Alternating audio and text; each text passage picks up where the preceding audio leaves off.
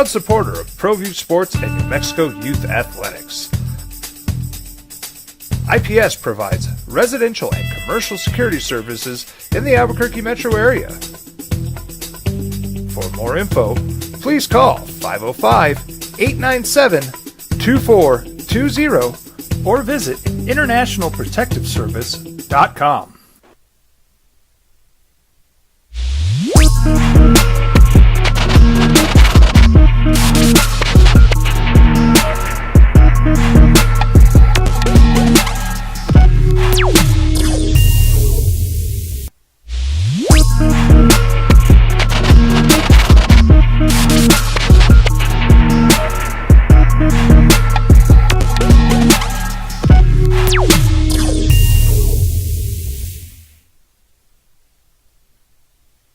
Time for the opening drive. Voted the best sports show in New Mexico For 5 years running.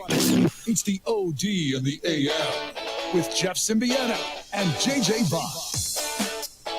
It's kind of a holiday nationally. You know what, like I always tell you the first day of practice, and certainly the first game day for local basketball around here is a state holiday. Well, I mean, today you're going to see jerseys at work. Your coworkers, especially your Chief fans, coworkers.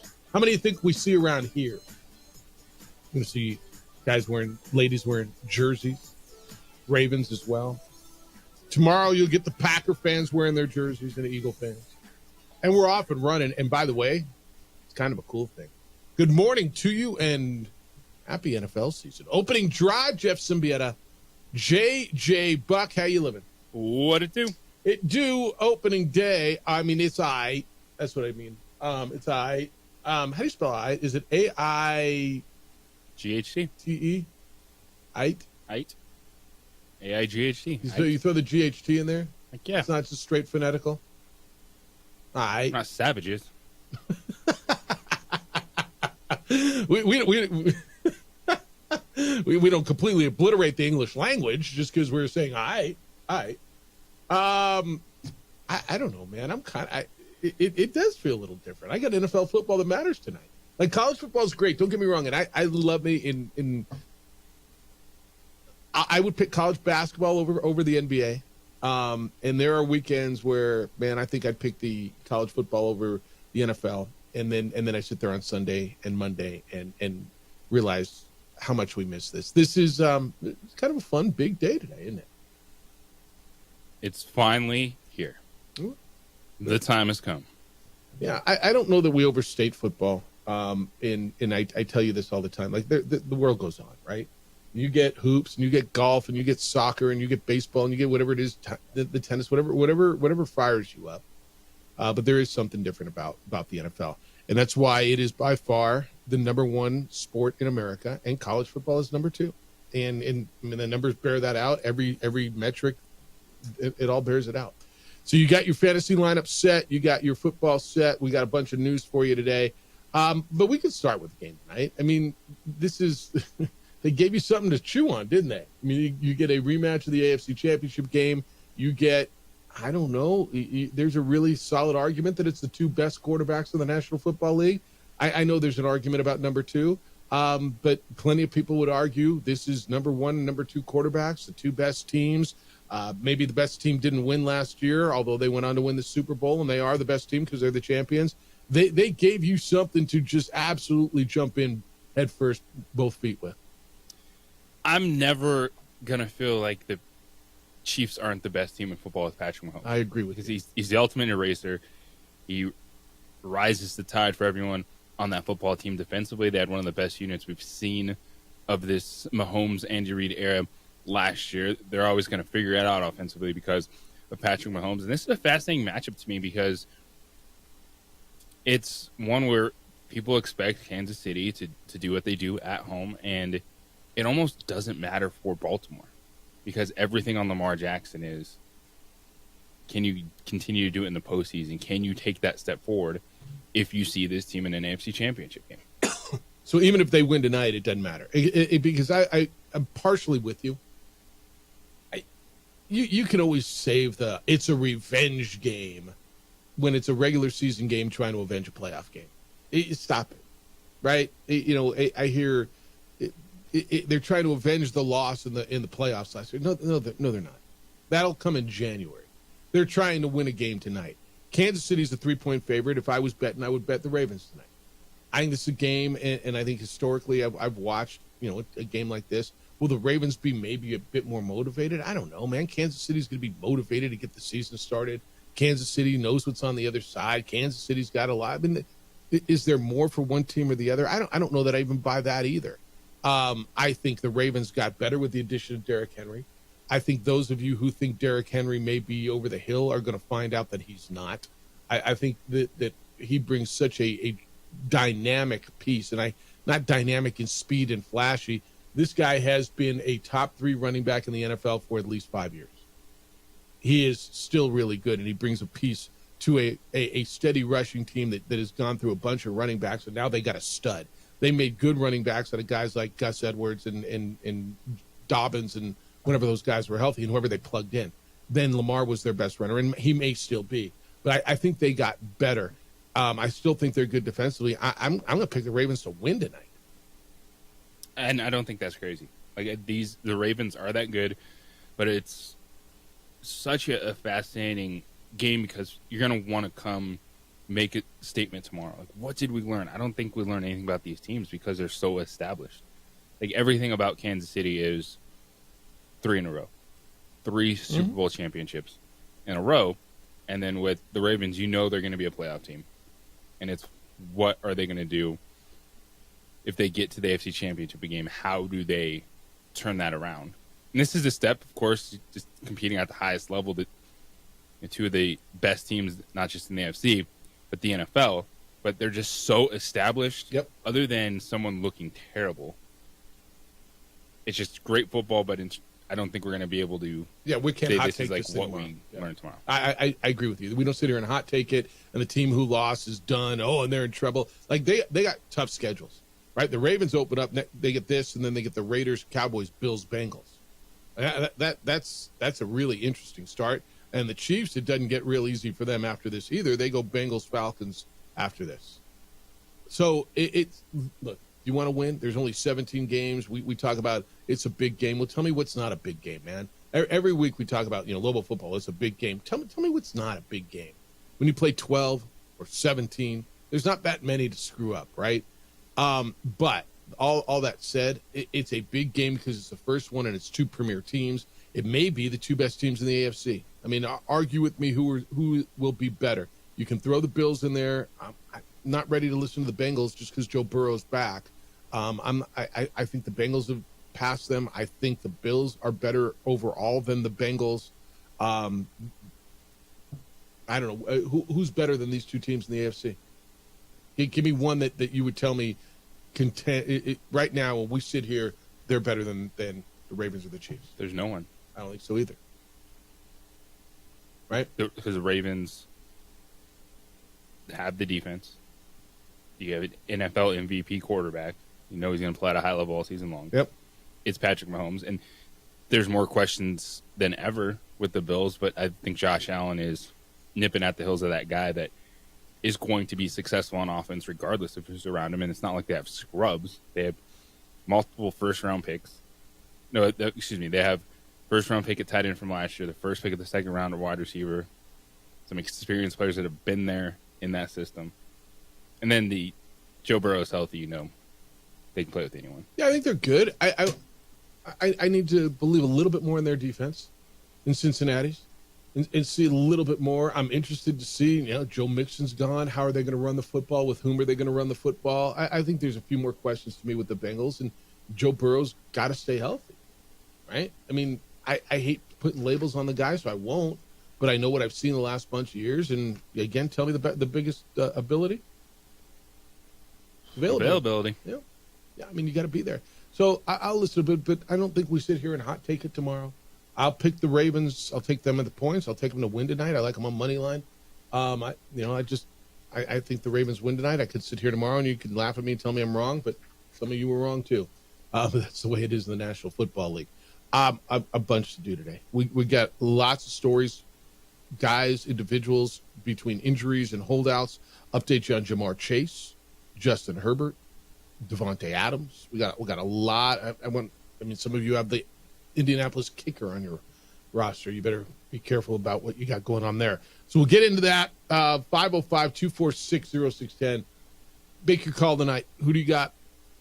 Ravens, Chiefs. It's opening this football season tonight. It'll be 6:20. It's an NBC game tonight on regular over-the-air Channel 4 for you, so you get to watch it. Even if you have DirecTV, you get to watch that game. 505-246-0610, the phone line and the text line here at The Sports Animal. Your email's Jeff at sportsanimalabq.com. JJ at sportsanimalabq.com. Boy, those were really smooth, huh? JJ at sportsanimalabq.com. You can watch the show. Adrian's producing. It's on Xfinity Channel 26 throughout the state of New Mexico. It's on our Facebook page, The OD in the AM. You can watch it there or on the YouTube channel for ProView Networks. Coming up at 8:30 this morning, we will talk with Jerry Palm from CBS Sports. We'll get into college football with him. I want to talk to Jerry and ask him what the biggest statement from last week was. Was it USC? Was it Georgia? Was it something else that he saw in the first full week of college football? And we'll head into week 2, headlined by Michigan and Texas, the defending champions, hosting the number 3 Longhorns in Ann Arbor. We'll do that coming up at 8:30 this morning. JJ, tomorrow, looking forward to having a conversation with Jack Nixon, a long time, almost 5 decades long, voice of the New Mexico State Aggies. He's in his last year of calling Aggie games. I want to talk to him about his career, the passing yesterday of Aggie legend Charlie Johnson, and the Aggies and their big game against Liberty coming up on ESPN on Saturday night. So that'll be tomorrow morning at 9 o'clock. I think you'll want to be with us for that. When we return, Jamar Chase is considered one of the best receivers in football, even though he's not paid that way. But will he be in action for the Bengals when they open up on Sunday? That's next. It's the opening drive. Jeff Symbieta, JJ Buck, glad you're with us this morning on a Thursday on 95.9 FM and AM 610, The Sports Animal.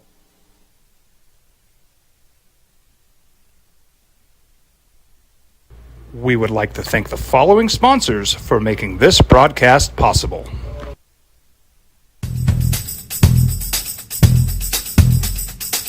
International Protective Services is a proud supporter of ProView Sports and New Mexico Youth Athletics. IPS provides residential and commercial security services in the Albuquerque metro area.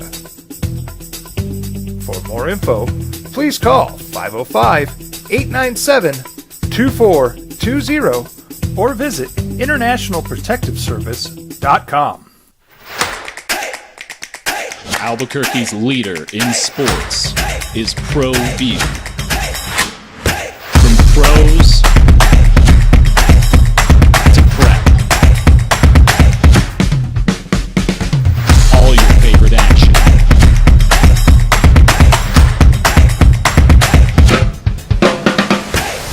All your favorite talk shows.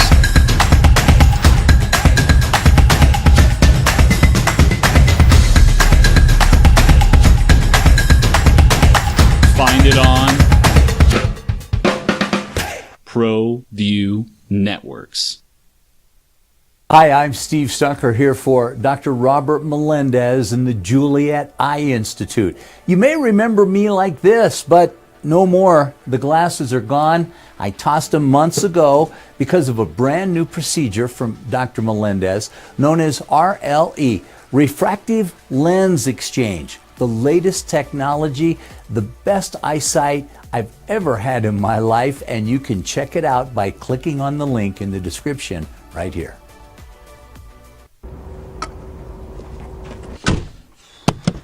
What's going on? Who are you guys? Well, sir, I'm going to pick you up at the DWI checkpoint for drunk driving. And that's when I have to come down to get you out of jail. Well, temporarily. I'm Judge Torres. They call him the Hammer. Hey, hot off the presses, champ. I'm real proud of you, honey. Way to make them happy back home, Captain. Who's that? That's your new buddy in jail.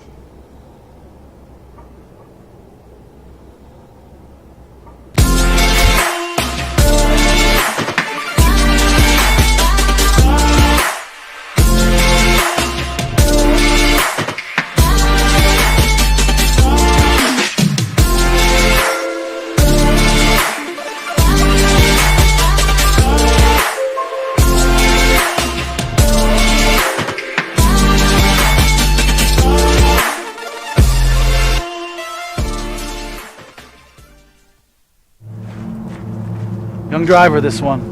Hard to get her out. She'd been drinking. This one. Both of them gone. They'd been drinking, and he drove clear off the road. This was my family. Drunk driver hit us. And my wife and our daughter, they didn't make it. Hey, look! It's Dwight Goodman! Boom! This place is hot. Let's see if anyone needs my help. How about I drive you madman home, huh? I got this, Dwight. I'm the designated driver. Boom. Sweet. Does anyone need Dwight's help getting home tonight? No thanks, Romeo. I've got a taxi all lined up. Drive safe, Dwight. Boom! Boom! These days, it's important to know people and businesses you can trust. There's a lot of places where you can buy a vehicle, but there's only a few local dealerships where you'll find honest people who have your best interests in mind. And Fiesta Kia is one of them. We've been helping our neighbors save money and drive dependable cars for years, and we'd love to help you. With new Kias arriving daily, you'll love our selection and the peace of mind you'll get driving a Kia from Fiesta. So stop by and see us today at Fiesta Kia on Lomas, or just start driving now at fiestakia.com.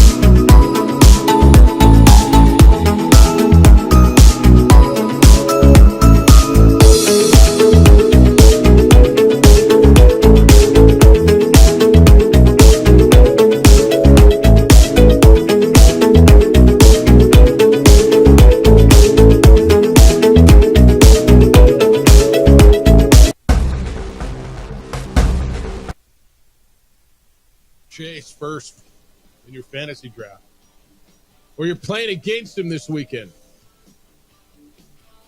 You put him in your lineup. It's the opening drive. Jeff Symbieta, JJ Buck. Of course, you put him in your lineup. Jeff, I drafted him first. Yeah, but he hasn't been practicing. He's been holding in. Jamar Chase was back at practice yesterday. Spent most of the season holding out for the new contract. Didn't get it. Missed all of training camp, angling for the new deal. Briefly returned last week. Left again. He's back just in time to prepare for week 1 against the Patriots. He was in uniform and in practice yesterday. And, JJ, I would assume that he's run out of leverage and realized, they're not budging. Do I want to get paid my money this year? Do I want to play? And it looks like the 24-year-old is not going to get his new deal and is going to play on Sunday against the Patriots. We'll find out Sunday. So you're not as convinced. This is one I have no feel of how it's played out. All right. I don't think he's going to give up an entire season. But you're just kind of hanging around, some individual stuff, not showing up. Like, they'll put him on the field, but it is lower your week 1 expectations for Jamar Chase. Well, and he was listed as a limited participant, whatever that means in practice. So he did not go through the whole thing. He didn't do any teamwork. It was just individual stuff. He did individual work, right? He was catching balls and he actually put on the uniform yesterday, which was progress, correct? There's some reports, and look, I don't know who to believe at this point, that if he doesn't practice today, then he's not going to go. My gut tells me if he comes a coach on Saturday, says, all right, I'm ready. Zach Taylor puts him out there because he's number 1, right? He's Jamar Chase. Yes. And Joe Burrow looks for him and tries to make a statement against the New England Patriots. Patriots have a nice defense. It's a rough squad, but it's a young, nice defense. No, there's nothing nice. There's about the Patriots. nothing at all. If there was the Bill Belichick defense, if there was a strength, it's not a Gerard Mayo defense anymore. Everybody's gone. They traded the best pass rusher. Yeah, they did. They did. Season. Yep. It's the worst team in football. They're going to be in contention for that. Yep. Them, Carolina, You still have the Broncos in that? I don't. I don't. I think the Broncos are going to surprise. I think the Broncos 6 or 7 wins. You say surprise, 6 or 7 wins, that's garbage. Yeah, the over-under is 4.5. All right, so Jamar Chase, maybe. Watch it. It's leaning towards he's playing, listed as limited participant. Those who saw him said he didn't have any rust to shake off. He looked fine, and his return could mean a couple of things. Like it could mean he'll play.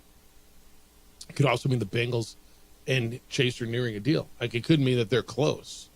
But according to ESPN, the Bengals have recently intensified their efforts to get a deal done. JJ, this is against everything that they've been saying. Okay? But ESPN's reporting that there have been efforts to get a deal done. Jeremy Fowler, our old buddy from the Albuquerque Tribune, reported that a deal will be well above $30 million average. He's looking to beat Justin Jefferson by a single penny. And there is precedent for getting a star signed in the 11th hour in Cincinnati. Joe Burrow signed his deal right before, well, I think it was the day the season opened in 2023. Geno Atkins, 5-year deal in 2013, came September 2nd. A.J. Green, September 11th. So there is precedent with this club. The difference here, and why it would be different here, and again, I know we talk about this, and he is just in the 3rd year of his rookie contract, where the other guys that got their extension were in their 4th year of a 5-year deal. And I'm not sure that the Browns, and they've basically said they're not looking to reset precedents. Maybe this is the guy with whom you do it, JJ, but that would be all of a sudden, wow. And I think everybody around the league would be looking at the Bengals if, in fact, they get this done. They're not going to. You really don't believe it? Okay. Not with the contract. They still are the Bengals, and their ownership group is one of the most frugal in the NFL. Yep. Facility-wise, they've been behind the curve forever. Like, it was a no-brainer to pay Joe Burrow an elite contract when he took that team to the Super Bowl. They're not going to then start changing the market for wide receivers with 2 years left on their deal.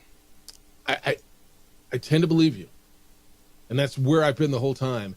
And then I read the Jeremy Fowler report, and I'm like, what does he know? And we'll see. All right, other stuff as you prepare for week 1. Justin Herbert, the Chargers quarterback, was in a walking boot for 2 weeks of training camp.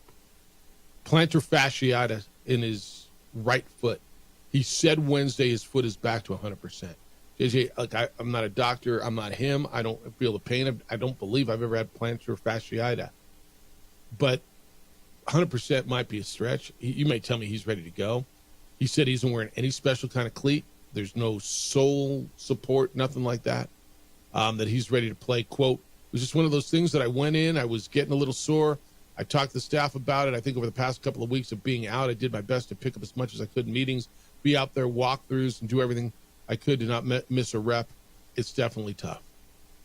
But as long as we're out in front of it, I think we'll be all right. All right. I'm interested to see it. I don't expect much there. I'm interested to see him, new receivers, new team. They play the Vegas Raiders at home. Chargers are something that I don't expect a lot out of, but I'm really interested to see what they look like on Sunday. I'm right there with you. That's a football team I believe is going to be competitive. Their style of play takes some of the pressure off Justin Herbert, but if he's that dude, then he's still going to need to make plays with average wide receivers. It's one that, if the way we've talked about Justin Herbert, the stats that he's put up early in his career, you don't have Keenan Allen, Austin Eckler around you anymore, Mike but then Williams. you should be able to make Josh Palmer look good. Lad McConkey be a reception machine this season. Yeah. In an offense that's going to be geared towards physicality, running the football, and giving Herbert plenty of opportunity in the play-action game. New running game. I mean, it looks like the Baltimore Ravens, right? Gus Edwards, J.K. Dobbins, Kamani Vidal, Hassan Haskins. These are the names you're going to get used to with the Chargers. Tight end is Will Dissly and Hayden Hurst. JJ just gave you the receivers. This is a Quentin Johnson year. Is it year 2? A guy that they took last year that they expected a lot out of? Does he climb up? He'll get opportunities because there's nowhere else to go. Well, McConkey, they just drafted, right? Yeah, he's a slot guy, though. He hasn't been on the field in a lot of 2 wide receiver sets. And I just don't see Joshua Palmer being a number 1. Do you? I mean, he's going to have his chance. They don't have a go-to, and that's going to be the challenge. Like, they have players that can make plays in terms of someone taking over a game, and Herbert, it's 3rd and 8, where is he going? They don't have that guy. I think well, he's going to have to find that guy. I mean, he's going to have to find that whoever it is. All right, 505-246-06. And there's more NFL to get through, and we will get there when we get back. But, hey, Lobo basketball fan, when we come back, there is a stud with whom many of you may be familiar, who is being highly recruited, that has the University of New Mexico still on his list as he narrows his selection of schools, or his pick of schools, as he gets set to decide where he's going to go. This could be a good one. It could be a local good one. Who it is and where else you're competing with next on the opening drive. On 95.9 FM and AM 610, The Sports Animal.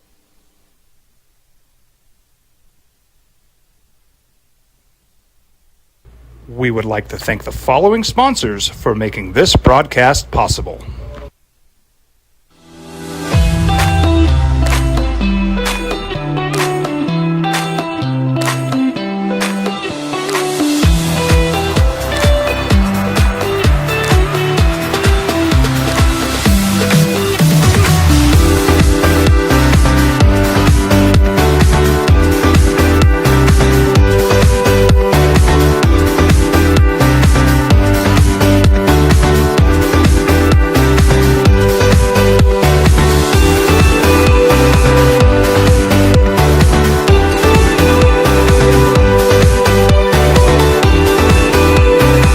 Teenagers love a party, especially during prom and graduation season.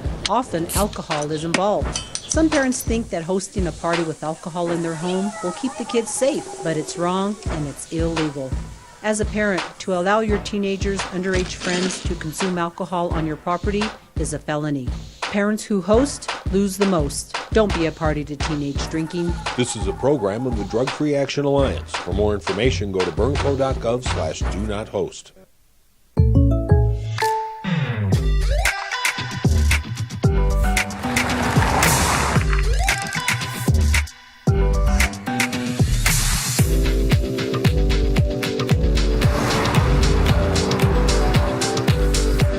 For your surprisingly great rates, contact your local State Farm agent today. If you want the real deal, call State Farm agent Marty Size in Albuquerque today. Like a good neighbor, State Farm is there.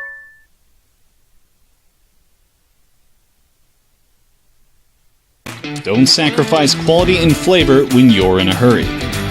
Golden Pride offers ribs, fried chicken, red and green chili breakfast burritos, and frontier sweet rolls. 4 great locations, or visit us online at goldenprideabq.com. Golden Pride Barbecue Chicken and Ribs are proud supporters of ProView Sports.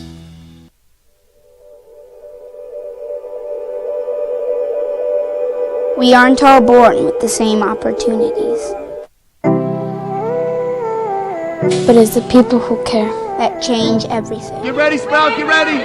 My coach, my teacher, my older sisters, my grandma, my brother, my tutor, my dad, and my mom. As New Mexicans, it's up to all of us to do our part, so that no child goes without love. And no family has to do it all on their own. They're all our children. Every single person is called to make a difference in the life of a child. It's up to all of us to do our part. To pull together. Pull together. Pull together. To make New Mexico the best place to be a kid.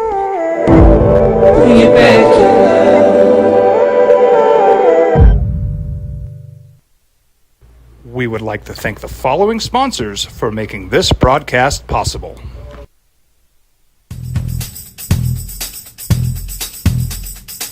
International Protective Services is a proud supporter of ProView Sports and New Mexico Youth Athletics.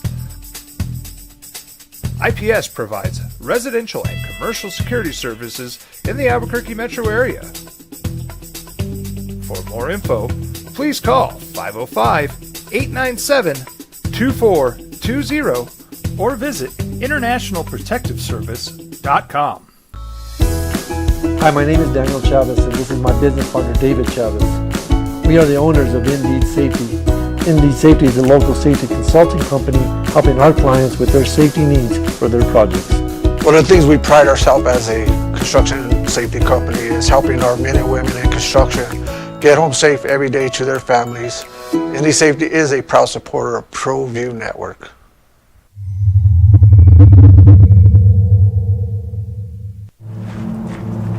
Young driver, this one. Hard to get her out. She'd been drinking. This one. Both of them gone. They'd been drinking, and he drove clear off the road. This was my family.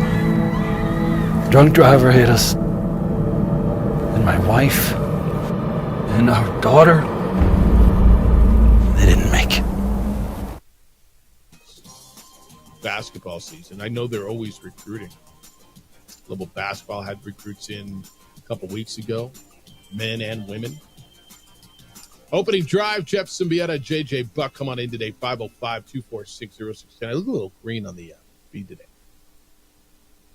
Adrian told me that too. I mean, I'm not sure why. Should I turn on the big lights? Let flush me out a little. It is a little green though. Yeah, lighting is an issue in both these rooms. Yeah, we'll work on that. All right, UNM is a finalist to land the former Los Lunas High School standout Jalen Holland. He's a 6'5" guard. He left New Mexico earlier this year. He's going to play his senior season at Dream City Christian School in Arizona. But he went on social media to reveal his top 3 college choices. Oklahoma and Colorado joined UNM on Holland's list. Oklahoma, this is according to his social media, right? Oklahoma, Colorado are on UNM, and UNM are on his list. You kind of like your chances. Look, those are big programs, big leagues, SEC, Big 12. It's a young man who averaged 25.4 points per game, 8 rebounds last year as a junior. Took his official recruiting trip. There were some other big players there. August 24th, that was the Montana State weekend for the football game. This would be a good one, man. And it's been a minute since you've had a really, really good local player for UNM men's basketball, right? Is Alex Kirk the last one? And I say local being Los Alamos, but a New Mexico player. Who was the last local player who really, really contributed? Colin Neal. I mean, is that fair? He was a local kid. Yeah. He contributed, but Kirk had the biggest impact on those teams. Am I missing somebody in between?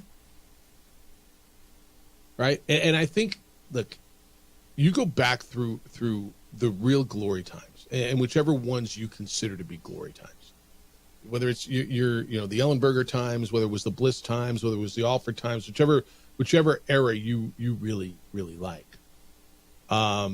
There were locals that people, and I'm not telling you have to have that. I'm not telling you that's essential, because the last bunch of teams, and last year's team, right, was pretty good, and there wasn't a New Mexico kid that was a huge contributor on that. But I mean, you can go back to with Kenny Thomas's teams, with the Dave Bliss teams, and you had Royce Only from Truth or Consequences, and David Gibson was your 4-year starting point guard from Sandia High School, right? And you can go back to the Bliss era. The Alford era, and Alex Kirk was a pretty big contributor, wasn't he? Chad Toppert was big, but those teams didn't win a lot. So, Greg Brown from Albuquerque High, Kenny Thomas from Albuquerque High. I'm not telling you it's essential. I'm just telling you the fans around here really, really, really, really, really, really, really like having a local piece on a Lobo team. Now, they'll love the Lobos. Contributor, absolutely, just adds to the story. Yeah. And the lore. Yeah. Yeah. But what fans like about this team is they went to the NCAA tournament and they won a Mountain West championship. Inarguable. We can go through all the down years and fans going, "Oh man, well if it was a bunch of New Mexico kids, I'd be showing up." No, they're buzzing right now because they're winning. They have an NIL collective that is getting these players interested in their visits, and it's the best of both worlds right now. Yeah, you know how I feel about that argument. If it was all New Mexico kids and people would go, you wouldn't if they're losing. And you haven't when they've been losing. And the number one thing, I'm not telling you having a local is more important than winning. I'm not saying that. Please don't interpret it that way. Because your point is right. People loved last year's team. Why? Because they cut down nets in Las Vegas and went to the NCAA tournament. You're 100% right.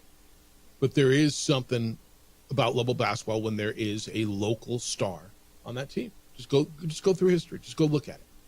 And it would be something if you could get this young man who seems like it's legit, right? I mean, it feels like Jalen Holland is legit. And you look at the schools where he's been recruited, Washington and LSU and A&M, and now he's got it down to Oklahoma, Colorado, New Mexico. Like this would be a wonderful get. I'm not ready to count my chickens yet, but this would be a wonderful get for him. And a young man who grew up going to games of the pit and understand what it's all about. And I will tell you this, Oklahoma's a nice atmosphere. It is. And Colorado is a really nice atmosphere. Both really good, successful programs. I think UNM's got a shot. I don't know what the collectives are offering. I don't know, right? It's going to that's the game. It's your winning. Yep. The building is phenomenal. The collective is playing a huge part of this. Yep. And it's why you run down a list on social media, the visits, the schools, the other players that are saying, hey, the Lobos are my top 8, top 5. Because of coaching staff, the success, the collective, and you're able to get in these conversations. And it's one where if you're able to land a local kid like that and he plays at a high level, that's awesome. But then it's also the opportunity to do something else. Yeah. Which I am never going to be on a young kid for that. Let me ask you this, and I'm sorry to interrupt you on that. So, because I preached that a long time. Like, look, man, if a young man's got an opportunity to go somewhere else and experience something, the fact that he's going to Arizona to play his senior year, getting away and doing something else, do you think that helps New Mexico in this process? That you get to go away, you get to go experience something else, now come home and enjoy this atmosphere and still be the local guy, right? Remember, Kenny Thomas came here for his senior year. Kenny Thomas was from El Paso, went to Albuquerque High his senior year and stayed here, right? The fact that Jalen's going to Arizona and getting away for his senior year, does that help in the whole, hey, go away, you got to do something, now come home? I think it could, because we're still talking about 16, 17, 18-year-olds. I agree. Their world is spinning. They're hearing it on social media every single day. Yep. But to have that experience away in a different atmosphere, and as a young kid, you could just be like, hey, this is awesome, but I don't want to be back around with people I'm comfortable with and an atmosphere and the pit and a team that has expectations of getting back to the NCAA tournament. Yeah. All right, so you can get in on that. Hey, did you see the story? Rick Pitino's office, Richard's dad, the head coach at St. John, his office was broken into, was burglarized. Yeah. So they've arrested a second suspect for stealing a ceremonial sword and a bullhorn. That's bizarre. From Rick Pitino's office at St. John's. There was a 17-year-old was arrested on burglary and trespassing charges. This happened back about 3 weeks ago, August 20th. There's a phone message seeking comment, but with the attorney, but they wasn't returned. So there was another guy, Emmanuel Yakubov, 25-year-old, was arrested previously because there's surveillance footage showing two men walking down a hallway. They stole a sword and a bullhorn out of Rick Pitino's office. So Yakubov was charged with burglary, petty larceny, trespassing, possession of stolen property. And he's being represented by a legal aid society. Had no comment. Okay, I don't know what's in Rick Pitino's office. Like so much goes through my mind on this. All right, what am I'm breaking in. I'm That sounds like there were some people that were a little disappointed. Right? Like, well, what are we going to take? Well, okay, I'm breaking into that place. So I'm breaking into a college's athletic office or basketball office. What do I think I'm getting? Like, do I think I'm getting some really cool memorabilia that I'm going to be able to sell online for a bunch of money? Is that, like, honestly, I'm trying to run my mind, run the mind of a criminal. What am I getting? Like, I don't want to break into a store where so I'm going to break into Rick Pitino's office and steal a sword to Bullhorn? Yeah. Dude, just think about, like, why is someone breaking into a Honda Civic to take someone's iPhone charger? Like, yeah, but that seems way easier than breaking into Rick Pitino's office to get a bullhorn and a sword. I mean, I don't know. Yeah, like, I mean, you're right. Are they walk out just damn, dude, I got a sword to bullhorn. You know, and probably those basketballs up there with all those signatures are worth way more, by the way. I'm going to guess. I don't know. It just seemed bizarre. I want to get into this Penny Hardaway story since we're on college basketball when we get back as well. Because what you said yesterday kind of seems to be what's going on. And Memphis, holy smokes, because they fired 4 coaches yesterday, 2 weeks before they're opening up the college basketball practice season, and is the NCAA sniffing around? And so we'll get into that when we come back. 505-246-0610 if you want to get in on this story about the young man, Jalen Holland, who may be coming. I mean, it would be wonderful, right, to the University of New Mexico, maybe. Then you can do that as well. Hey, you ready for Balloon Fiesta? You got a lot of people coming in.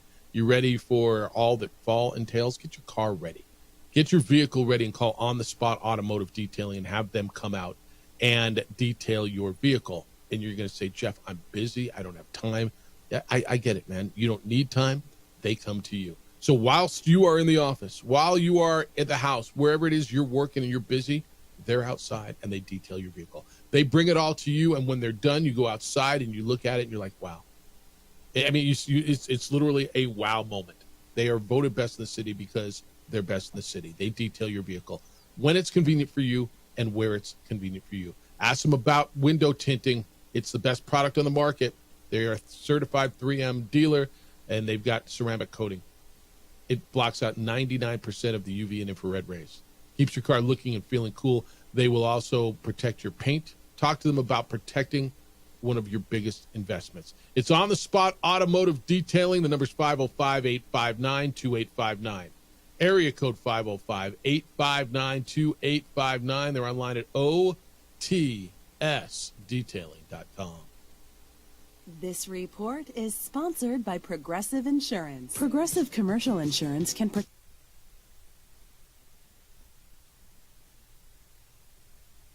We would like to thank the following sponsors for making this broadcast possible. If you're drunk, blasted, intoxicated, rip, plastered, destroyed, bruh. If you're like this, you shouldn't be driving. Don't sacrifice quality and flavor when you're in a hurry. Golden Pride offers ribs, fried chicken, red and green chili breakfast burritos, and Frontier Sweet Rolls. 4 great locations, or visit us online at goldenprideabq.com. Golden Pride Barbecue Chicken and Ribs are proud supporters of ProView Sports. Teenagers love a party, especially during prom and graduation season. Often, alcohol is involved. Some parents think that hosting a party with alcohol in their home will keep the kids safe, but it's wrong and it's illegal. As a parent, to allow your teenagers' underage friends to consume alcohol on your property is a felony. Parents who host lose the most. Don't be a party to teenage drinking. This is a program of the Drug Free Action Alliance. For more information, go to burnco.gov/do-not-host. If you're drunk, blasted, intoxicated, rip, plastered, destroyed, bruh. If you're like this, you shouldn't be driving.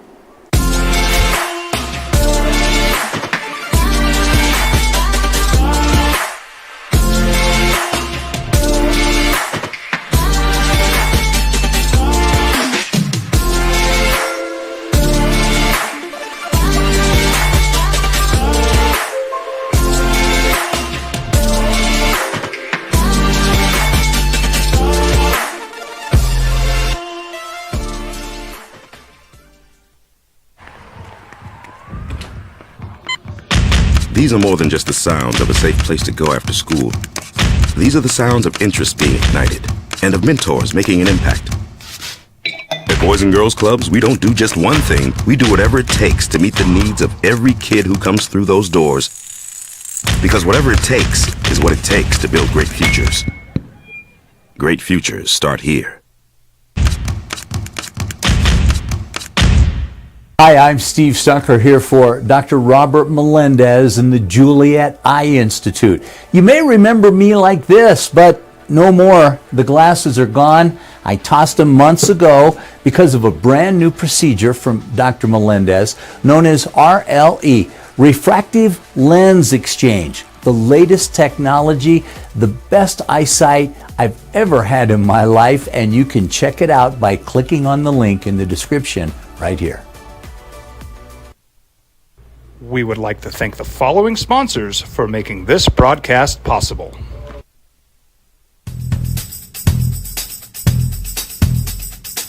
International Protective Services is a proud supporter of ProView Sports and New Mexico Youth Athletics. IPS provides residential and commercial security services in the Albuquerque metro area. For more info, please call 505-897-2420 or visit internationalprotectiveservice.com.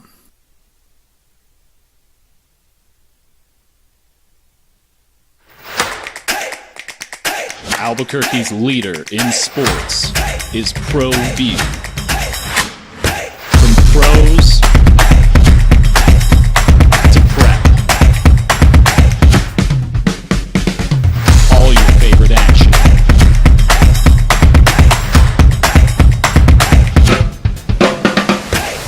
All your favorite talk shows.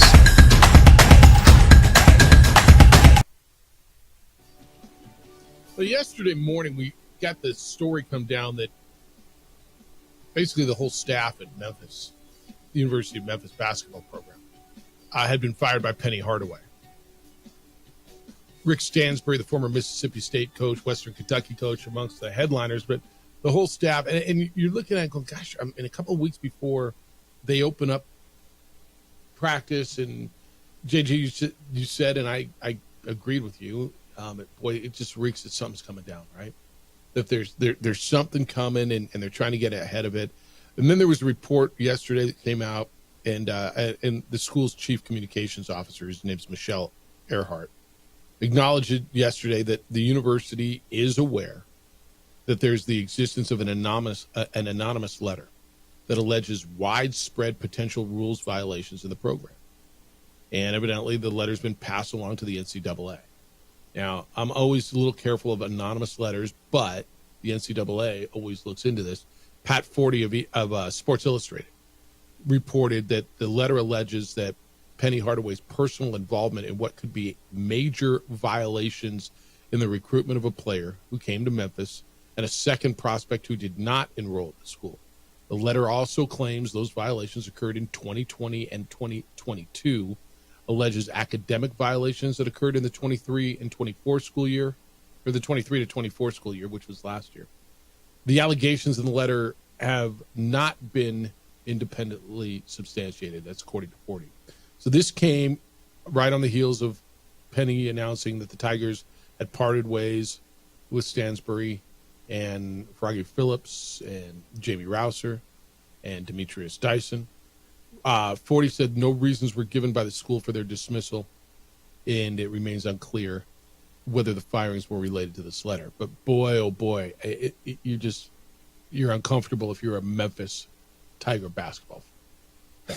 Really uncomfortable. It's been something since Penny Hardaway has taken over they've dealt with. They had recruiting violations early on, a lot of noise around it, the expectations, with Penny Hardaway, and it seems like with the changes, it would be something, and I'm talking about NIL, the transfer portal, all the stuff that's opened up, where everything that's gone on before, they'd kind of figure it out and settle in, and it's been worst case scenario for Memphis. All the expectations, none of the payout, and when you let 4 people go right now, yes, you want to see it play out, but there's a big uh-oh for me initially, that you don't just let people go if you have a defense or can talk your way out of something. Look, a little background on this. And maybe you remember this, maybe you don't. Penny Hardaway was suspended for the first 3 games of last season.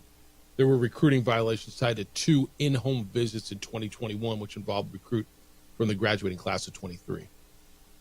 Last year, Malcolm Dandridge, who was a senior on that team, missed the final 5 games of the season. The school conducted an investigation on his eligibility. And then in the offseason, the turnover at Memphis was huge. 5 other staff members departed since the end of the season, and they have 1 returning scholarship player. And they have a new AD. Right? So basically, Penny's kind of running this thing his way. And there's other stuff. I mean, look, the program was under investigation. Remember the James Wiseman stuff? It was impermissible recruiting of James Wiseman back in 2019 and other prospects. Wiseman played just 3 games in Memphis. Then he went to the NBA, subject to a 12-game suspension for accepting impermissible benefits at the time. He left the school before the suspension finished. He turned pro. Now, there's a hearing panel for the NCAA's now shuttered. It's no longer there, the Independent Accountability Resolution process. And they concluded that Penny Hardaway did not violate NCAA rules because he had this long-standing philanthropy in Memphis, and the school was fined and placed on probation. So there's a history there. All I'm telling you is, man, if I'm that program, I'm that dude, I'm that AD, I'm a booster, I'm a supporter, I'm a fan, I'm uncomfortable because there's a lot of noise running around that program. I mean, just a lot of mess going around at Memphis. So keep an eye on it, watch it, whatever you think of it, but we'll watch where that goes. All right, 505-246-0610. One other hoops thing. JJ, I don't have ESPN channels. I was forced to sample the other channels on my DirecTV package. And this will be the first time, I don't know, maybe since when did the season start for the WNBA? April, May? It's a while. I stumbled across the Fever and Sparks, and I watched the last 6 minutes last night. Triple-double trouble. Now, I probably would not have watched a Mercury Lynx game. Wow. Would you have? Yeah. All right. Minnesota is one of the best teams in the WNBA. All right. I might not have watched the Liberty against the Sun. Maybe. Sabrina Ionescu. I know. Gosh, Well, maybe. let's go. But I did watch the Fever and the Sparks. And I did watch Caitlin Clark get her rebound with 2 seconds to go to get her second triple-double, to make it only the second ever rookie triple-double in the history of the WNBA, and she has the other one. 24 points, 10 rebounds, 10 assists, the Fever win. I was intrigued. And I'll tell you why I'm intrigued by the story when we haven't talked about her a lot. Because she backed it up, dude. Because of all the hype and all the mess that was talked and all the hate that was directed at her, she was named yesterday WNBA Player of the Month. That team is, I believe, 7-1, 8-1 since the break for the Olympics, which is tied for the best. They're in the playoffs for the first time since, I believe, 2016. Everything she was brought in to do, she's done. I don't know what more she's got to do to prove herself to play in that league. She's done it, I believe, with class and mostly shut her mouth. I mean, she talks after every game because she's interviewed after every game. She's got the LeBron to her. Dude, she's done everything she's been asked to do and done it the right way. Well, I mean, she complains about every foul, so that's what I mean. She's got the LeBron to her. Yeah, She's fair enough. Yeah. Backed up the hype. She did. She got her pocket picked at the end of that game and went and fouled. And what? Yeah, I know she did that. Yeah. But what you're saying, I'm not trying to take away from Caitlin Clark. She has to have that edge to her. Because I don't have a problem that people are coming after her. Like, we were treating Caitlin Clark with kid gloves way too long this summer. Like, it's gonna happen. People go after not just talented players, but players that are always the storyline. And she backed it up and some. This was a better rookie year than anyone could have expected. With the hype, with so many people watching the game that have never watched the game, she was even better than advertised. This is an unbelievable season for Peyton Quest. Kind of what I'm saying, yeah. And you said it really well. Did they come after her? Yeah. Did they come after her harder than they came after most others? Yeah. Yes, they did. She had more hype than most others. It was a prove it. I think, and JJ, I'll lean on you because you've watched it closer. Have they backed off coming after her? I haven't read a lot of junk on social media. Now, not that I read a lot of that, but it usually makes the headlines. I haven't seen the hard, like the body check fouls of going out of their way to foul her. Is it bad? Has she earned the respect of the league? Absolutely. Exceeded expectations, right? Yes. I remember saying back in May, are we going to care in September? And maybe you do, maybe you don't. I stumbled upon one game last night, the last 6 minutes. I watched. I'm not going to lie, I was kind of entertained. I liked the storyline. I liked what it meant. Would I have watched it wasn't her? Probably not. But I did. I'm more impressed with her now than I was then. I'd love your thoughts on it, because that storyline's gone away, but it hasn't, if that makes sense. It's the opening drive. Jeff Symbieta, JJ Buck, 505-246-0610.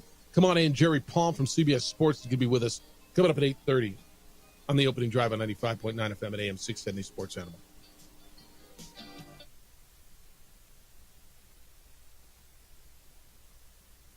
We would like to thank the following sponsors for making this broadcast possible.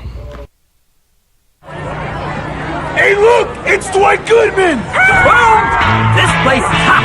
Let's see if anyone needs my help. How about I drive you madman home, huh? I got this, Dwight. I'm the designated driver. Boom. Sweet. Does anyone need Dwight's help getting home tonight? No thanks, Romeo. I've got a taxi all lined up. Drive safe, Dwight. Boom! Boom!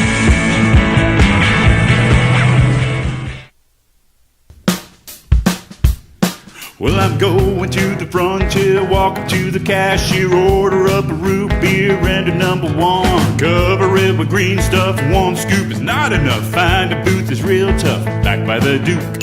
Meet my family, meet my friends in the quirkiest restaurant I have ever been. All of Albuquerque's favorite spot, it's the Frontier Restaurant. The Frontier Restaurant is a proud supporter of ProView Networks. Don't sacrifice quality and flavor when you're in a hurry.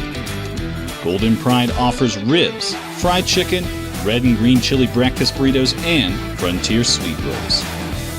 4 great locations, or visit us online at goldenprideabq.com. Golden Pride Barbecue Chicken and Ribs are proud supporters of ProView Sports.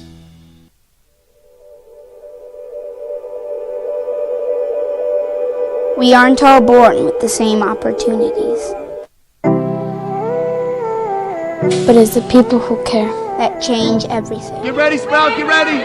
My coach, my teacher, my older sisters, my grandma, my brother, my tutor, my dad, and my mom. As New Mexicans, it's up to all of us to do our part. So that no child goes without love. And no family has to do it all on their own. They're all our children. Every single person is called to make a difference in the life of a child. It's up to all of us to do our part. To pull together. Pull together. Pull together. To make New Mexico the best place to be a kid.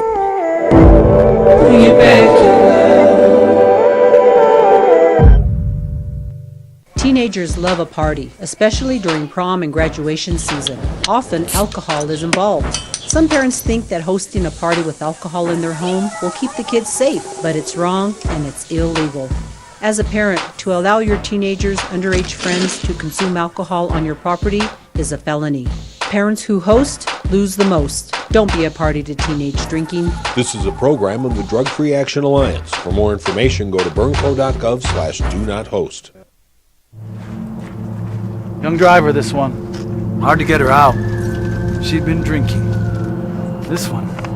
Both of them gone. They'd been drinking, and he drove clear off the road. This was my family. Drunk driver hit us. And my wife and our daughter, they didn't make it.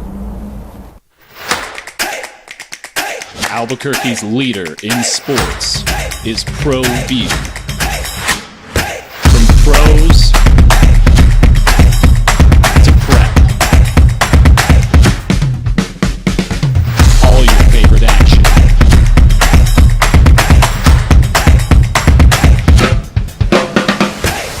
All your favorite talk shows.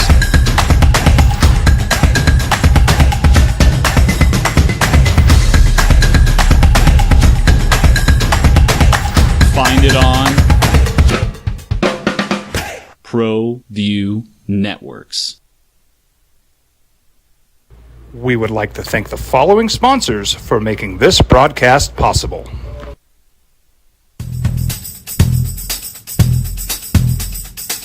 International Protective Services is a proud supporter of ProView Sports and New Mexico Youth Athletics. IPS provides residential and commercial security services in the Albuquerque metro area. For more info, please call 505-897-2420 or visit internationalprotectiveservice.com. Hi, I'm Steve Stucker here for Dr. Robert Melendez and the Juliet Eye Institute. You may remember me like this, but no more. The glasses are gone. The whole Super Bowl stuff and who we pick in that. Have we yet? No. It's hard for me not to say Chiefs again, dude. For the AFC. It really is. The NFC is wide open. And I might go trendy and I might go Lions. Lions make their first ever? There's nothing wrong with that. Yeah. I like the Pieces Lions. are in place.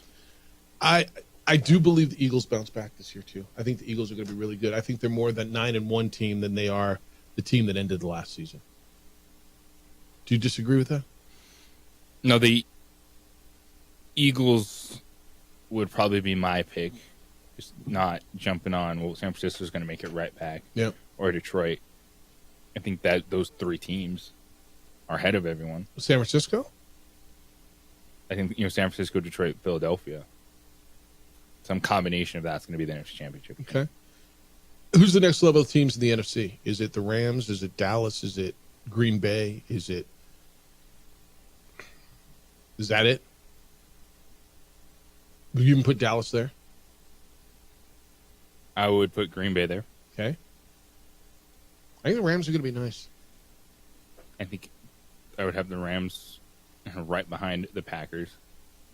The Cowboys behind that group. And then it's the only other team I have that I think could be in that tier would be the Falcons if Kirk Cousins. Yep, and there will be a surprise. Achilles is good. There will be a surprise team in the NFC. There will be somebody who's surprisingly good. You know who it's all the buzz, and it starts with fantasy football. It's Arizona Cardinals because everyone loves Kyler Murray, and you've been talking about them for a while now. But it's a team that we've seen that early on when Kyler Murray in his career that he can take that team to the playoffs. Yeah, they have an incredible amount of offensive weapons. Mm-hmm. Can they stop anyone? I think if the offense is that good, they can be okay, and they would be a team I think could be a wild card contender this year. I called that. I told you that in May, right? I mean, that was kind of the team that we'll see if it happens. I don't know if they can stop anybody. If Kyler Murray comes back and is that dude, if James Conner can stay healthy, and he never can, and Trey Benson's their backup, the guy that out of Florida State. If that happens, I don't think there's an if on Marvin Harrison. I think Marvin Harrison's going to be terrific. Okay, he was the first receiver taken in the draft. Michael Wilson and Greg Dortch are an interesting 2 and 3 receiver, and Trey McBride is the next level tight end, right? If you say Kelsey, Laporta, and Andrews at the top, is that kind of what the top of the tight end chart in the NFL is? Wouldn't you say he's the next shelf down? Yeah, you have your young up-and-coming guys with some established people in there. Because Evan Ingram, I think, is the most overlooked tight end in the NFL. I agree with that. But Trey McBride, Dalton Kincaid, these guys are ready to surpass that list. I'd probably still have to have George Kittle. Yeah, no, and he's probably on that top shelf too. 4. Yeah. Just what he's asked to do in that San Francisco offense. Yeah. But yeah, the McBride, the pride of Colorado State, is what he did last year with quarterback play all over the place for the Cardinals. Getting the run late in the season with Kyler Murray back, the fact that Marvin Harrison Jr. is going to dictate coverage, that passing game set up to be very good this year. Now, what will they do defensively, I think, is going to be a big piece, right? They're going to go up against the San Francisco offense twice, the Rams offense twice. I think, look, Seattle's got weapons, man. Everybody wants to completely forget about Seattle because they're a little bit uninspired with Geno Smith, and they've got 3 receivers who make a difference, and I think a running back who's really good. Like everybody tells me the NFC North is the best, or the AFC North is the best, and the NFC North is really good. And look, I'm listening. I think the Niners are still going to be really good. I think the Rams are good. I like this team. Go look at Seattle's offensive weapons. If they get quarterback play, tell me why they aren't really good. Because they're not going to be really good. They're going to be 8-9 win team. Tell me why they don't score points. They can score points. Yeah, who are they going to stop, right? I don't see how they take a step forward from what they were last year. So the answer is, I think Geno stepped back last year from where he was the year before. So if Geno takes that step forward again, DK Metcalf can be one of those dudes. And then if Smith and Jigba and Lockett continue to be who they are, and we all believe Kenneth Walker is a really, really good running back, if they can stop anybody and get quarterback play, they can be good. Now, if you're going to say, look at that division, look at where they are in the NFC. A year before they were a playoff team, and they took a step back. This is a team that has done it historically through the middle of the draft, kind of the way the Rams have built this version of who the Rams are, right? And so if you expect Arizona to be better, yeah, no, I get it. People got to lose. I know somebody's got to be on the other side. They won their 2 games against Arizona last year, lost to the Rams and 49ers. Yeah, in those matchups. Yeah, no, look, I mean, obviously somebody's going to have to finish last in that division, and they're going to be probably a 5-win team or 6-win team. So who's it going to be? I'm just looking at it, trying to make an argument for them. And as we sit here and say, play the if game, because by the time we sit here on Monday, it's going to be doom and gloom. Last year wasn't a step back. Last year was who Geno Smith is. His ceiling was comeback player of the year. Yep. Geno Smith last year completing 64% of his passes, 3,600 yards, 20 touchdowns, 9 interceptions. So say those numbers again. 64% completion percentage. That's average, right? Yes. Yep, that's average, right? That's a little above average in the NFL. 20 touchdowns. Yep. 9 interceptions. Yep. About 240 yards per game. I mean, he was your baseline quarterback. That's Geno Smith. Yeah. Just because he had a comeback season does not mean that should be the expectation for Geno Smith. And I think it kind of was, because he was better than that the previous season. And so he became, you're right, he became Geno Smith. Let me ask you this. Week 9-10. Who's the quarterback of the Seahawks, Geno Smith or Sam Howell? Geno Smith will be the quarterback, but I don't expect it to be year? better. We should not judge Geno Smith based on the best season of his career, because that's not who he is. So let me ask, if you plugged Dak Prescott into that team, how would you feel about them? I would give them a higher ceiling. Yeah. Yeah, and I think that's a real fair destination for Dak next year, is Seattle. We look around, if Dak leaves the Cowboys, the Steelers, right? We've talked about, the Steelers, the Raiders. I think the Steelers, Raiders, and Seattle are 3 spots right now where you say, whoa, you put him in there, and all of a sudden the ceiling raises, doesn't it? Like, Geno Smith is a quarterback that you're fine with. Like, you're comfortable. But he's not a dude I'm expecting to get my team to 10 wins. Let me just tell you, I think Seattle missed this summer by not going out and upgrading quarterback. And I know they well, okay. So where did they draft? Do you recall? It was in the top 12, right? I think it was in the top 12. So to your point, and the reason is because Geno's getting paid. When he had the comeback player, I think he got a 2-year guarantee or something along those lines. But I think, to your point, if what you're saying is true, and I believe it is, okay, that this is who he is, this is his ceiling. He topped out at that Player of the Year, the comeback Player of the Year mark, and kind of came back to earth. I look at the roster and I'm like, damn, dude, if I want to win now with DK Metcalf and Kenneth Walker and Lockett at the end and Smith and Jigba and whatever I've got. They had the 16th overall pick. Yeah, so they would have needed to move up to get there. And then what was in free agency? But I would. Well, they were a 9-win team last year, so that's okay. Why, yeah. So what prevented them from being a playoff team? And what you're telling me is they got average quarterback play, and what you're telling me is right. Could they have made a play for somebody? And what they did is got Sam Howell.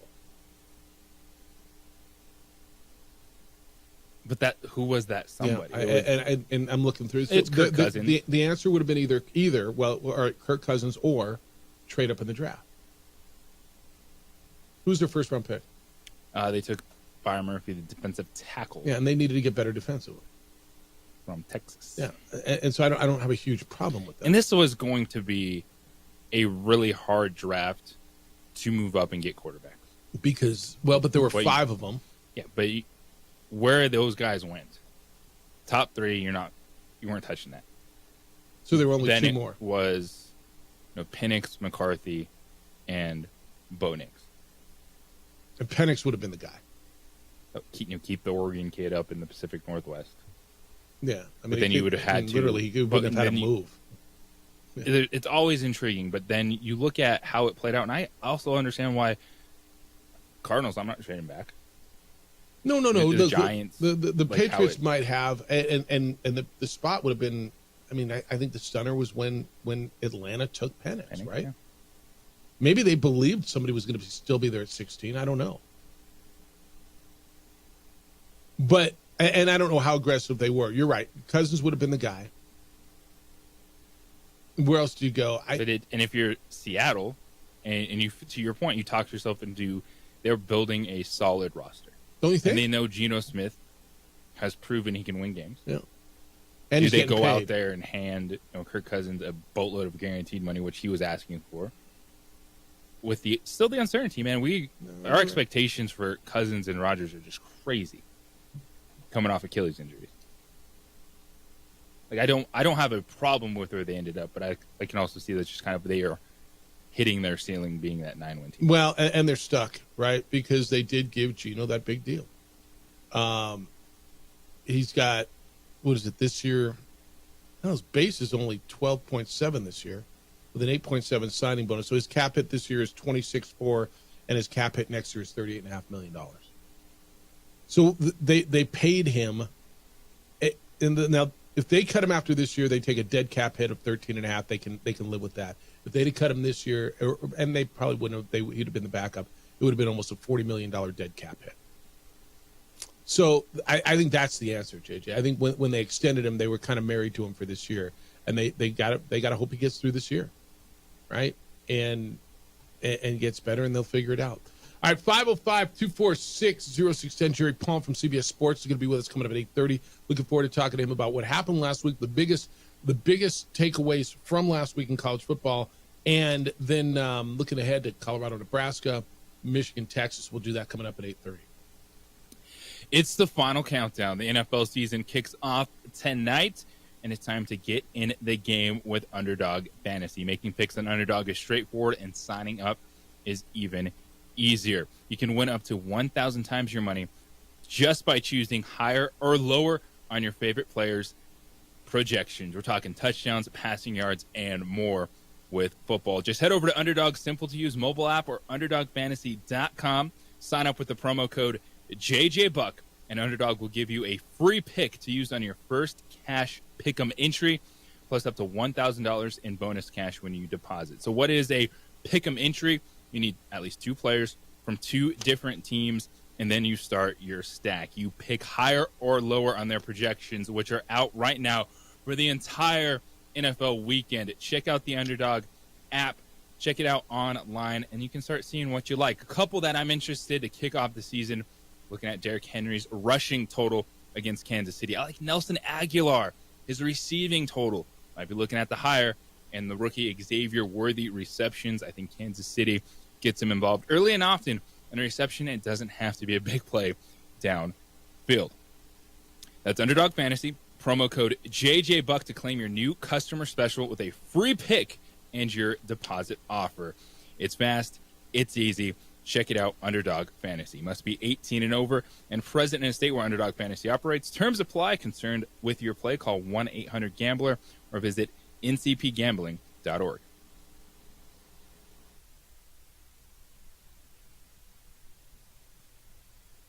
We would like to thank the following sponsors for making this broadcast possible.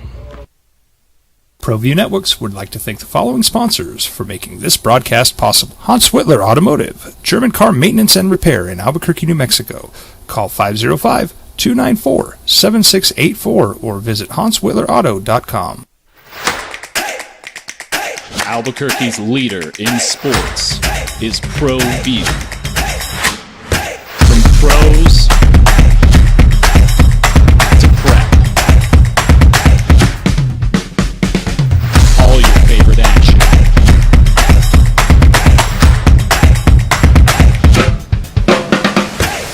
All your favorite talk shows.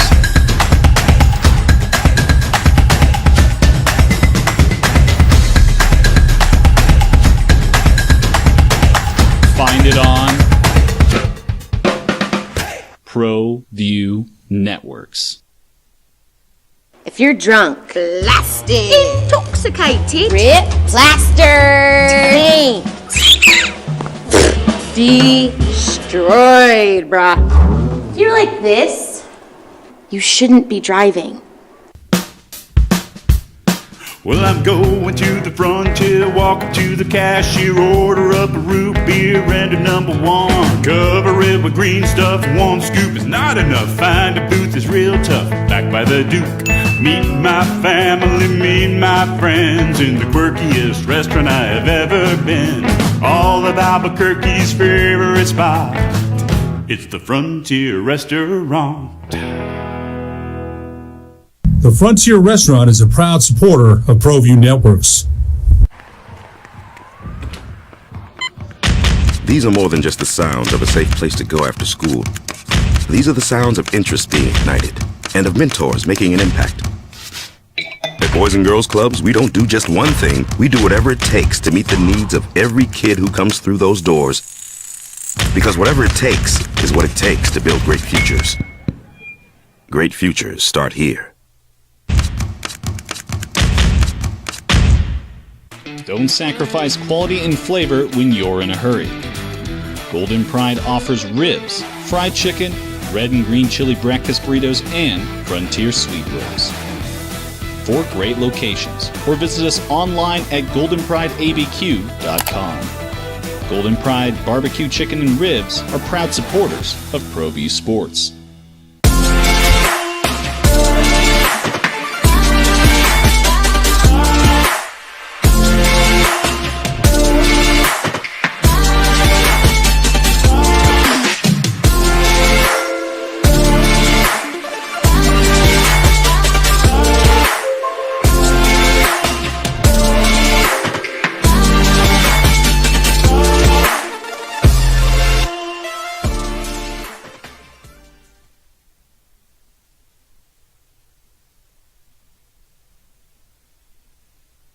We would like to thank the following sponsors for making this broadcast possible. Hi, my name is Daniel Chavez, and this is my business partner, David Chavez. We are the owners of Indeed Safety. Indeed Safety is a local safety consulting company helping our clients with their safety needs for their projects. One of the things we pride ourselves as a construction safety company is helping our men and women in construction get home safe every day to their families. Indeed Safety is a proud supporter of ProView Network.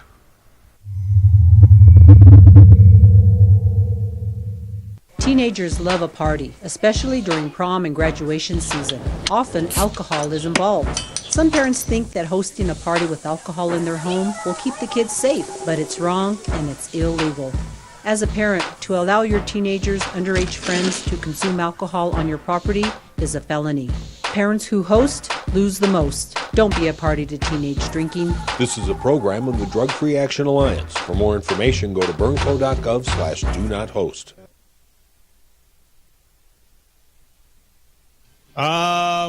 Talked to you earlier about Jalen Holland, the former Los Lunas basketball star who's going to play his senior year in Arizona. He's narrowed down his choices to play basketball collegiately, and UNM is on that list. Text line says, why isn't Holland considering New Mexico State, leery of those bus rides to El Paso? Question mark. I'm not even sure I understand that. I don't know why he's not considering New Mexico State. I don't know if he was required. I'm going to guess he was. Don't know. 505-246-0610. They didn't make the top three, that's why. Yeah, I mean, they didn't make the top three. You get football tonight. Who you got? Ravens are a 3-point dog. I'll take that. I will take that.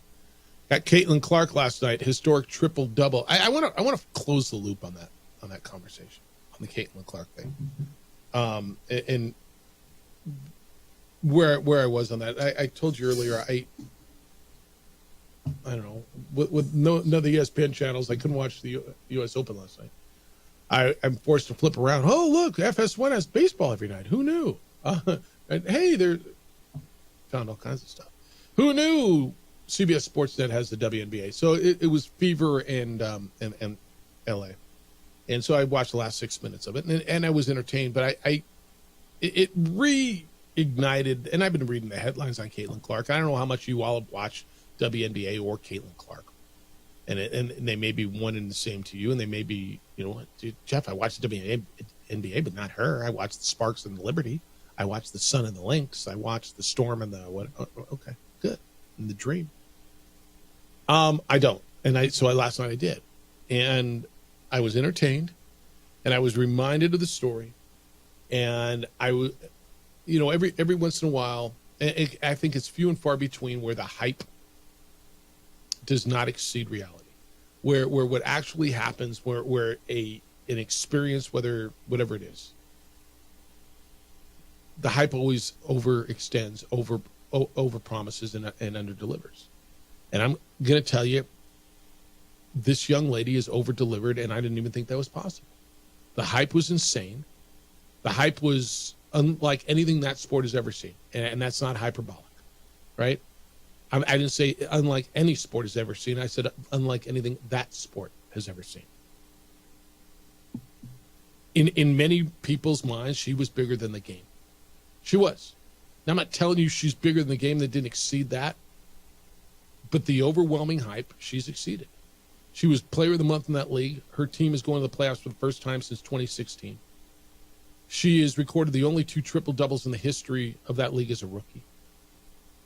Let me rephrase that. The only 2 rookie triple-doubles in the history of that league. And JJ, she's legit, man. And she balls, and she's got a little attitude to her, and it's good. And she handled all the crud that was thrown at her, all the hate and the vitriol and all the testing, and it's rare. I told you there's not a lot of things in my life that have over-exceeded the hype, right? Playing Pebble Beach was one of them. Well, I couldn't wait to play Pebble Beach, and it was even better than I thought. Watching her, she's better than I thought she would be. It's one of those stories that we're going to look back on because there's always going to be a next. It doesn't necessarily mean WNBA, but in terms of a super hyped athlete, and doesn't live up to it. And the ones that do, I think we need to acknowledge that. We need to recognize how hard it is to sustain and back it up and play at that level and push through the expectations, the media narratives, the stuff that's coming down from the rest of the league on this player. And what we saw this summer, what we're going to see over the next couple weeks getting into the WNBA playoffs, like it's going to be something that's on people's radar even in football season, is what does Caitlin Clark do in the playoffs? Can that team go on a run, play that team. They were so young. They had back-to-back number 1 overall picks, and guess what? You let them develop, and they're pretty darn good. Yeah. It was fun. And again, I don't know how much you've watched and how much you care. The NFL started, college football started. I get it, and I'm swept up in that as well. But found it last night, enjoyed it. I'll watch it again.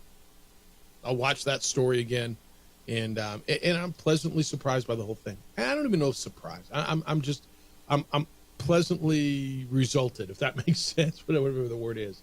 All right, when we get back, I'm looking forward to the conversation with Jerry Palm, he of CBS Sports. We're going to get into it with him. What were some of the biggest takes out of last week? What do we got to look forward to this week, week 2 in college football? And his insights on what's going on in Memphis for basketball, college basketball. Jerry Palm from CBS Sports next on the opening drive. On 95.9 FM and AM 610, the Sports Sound.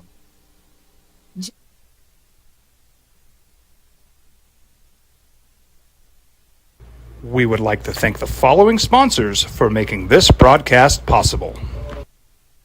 ProView Networks would like to thank the following sponsors for making this broadcast possible. Hans Whitler Automotive, German car maintenance and repair in Albuquerque, New Mexico.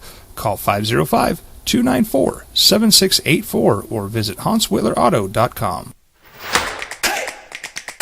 Albuquerque's leader in sports is ProView. From pros to prep, all your favorite action.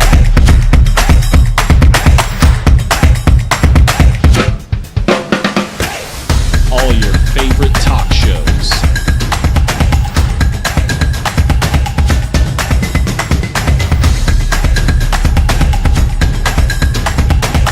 Find it on ProView Networks.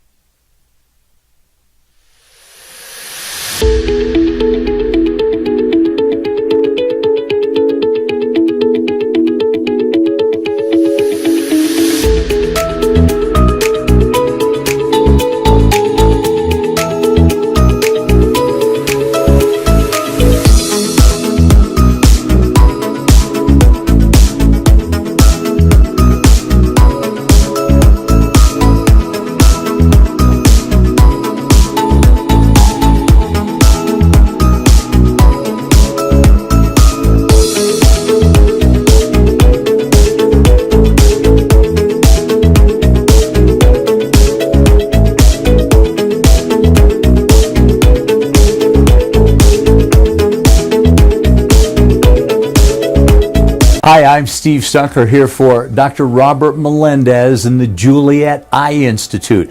You may remember me like this, but no more. The glasses are gone. I tossed them months ago because of a brand new procedure from Dr. Melendez known as RLE, Refractive Lens Exchange. The latest technology, the best eyesight I've ever had in my life, and you can check it out by clicking on the link in the description right here.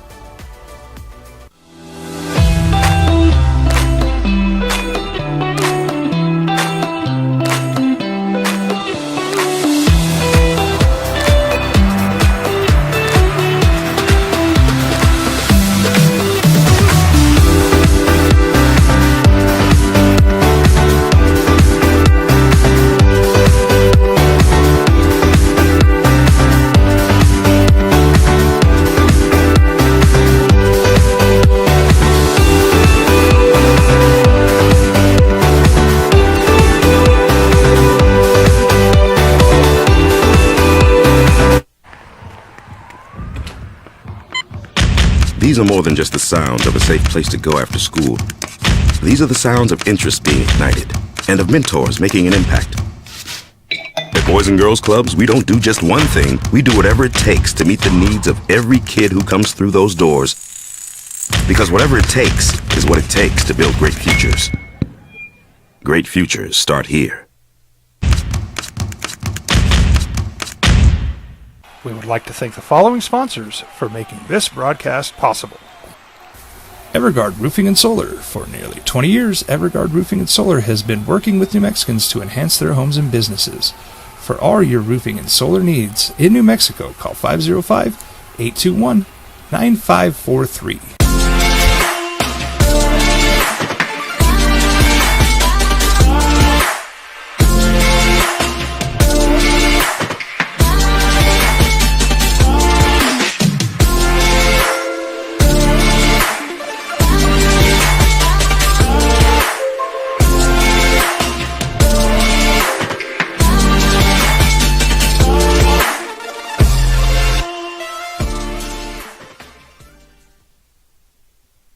We would like to thank the following sponsors for making this broadcast possible. If you're drunk, blasted, intoxicated, rip, plastered, destroyed, bruh. If you're like this, you shouldn't be driving. Albuquerque's leader in sports is ProView. Pros to prep. All your favorite action.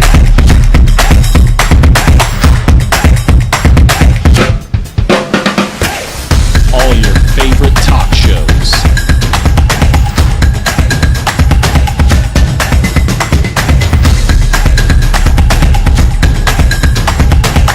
Find it on ProView Networks. I was born in New Mexico. I grew up on these streets. I got in trouble here, and I fought my way back in Burkett. I love New Mexico.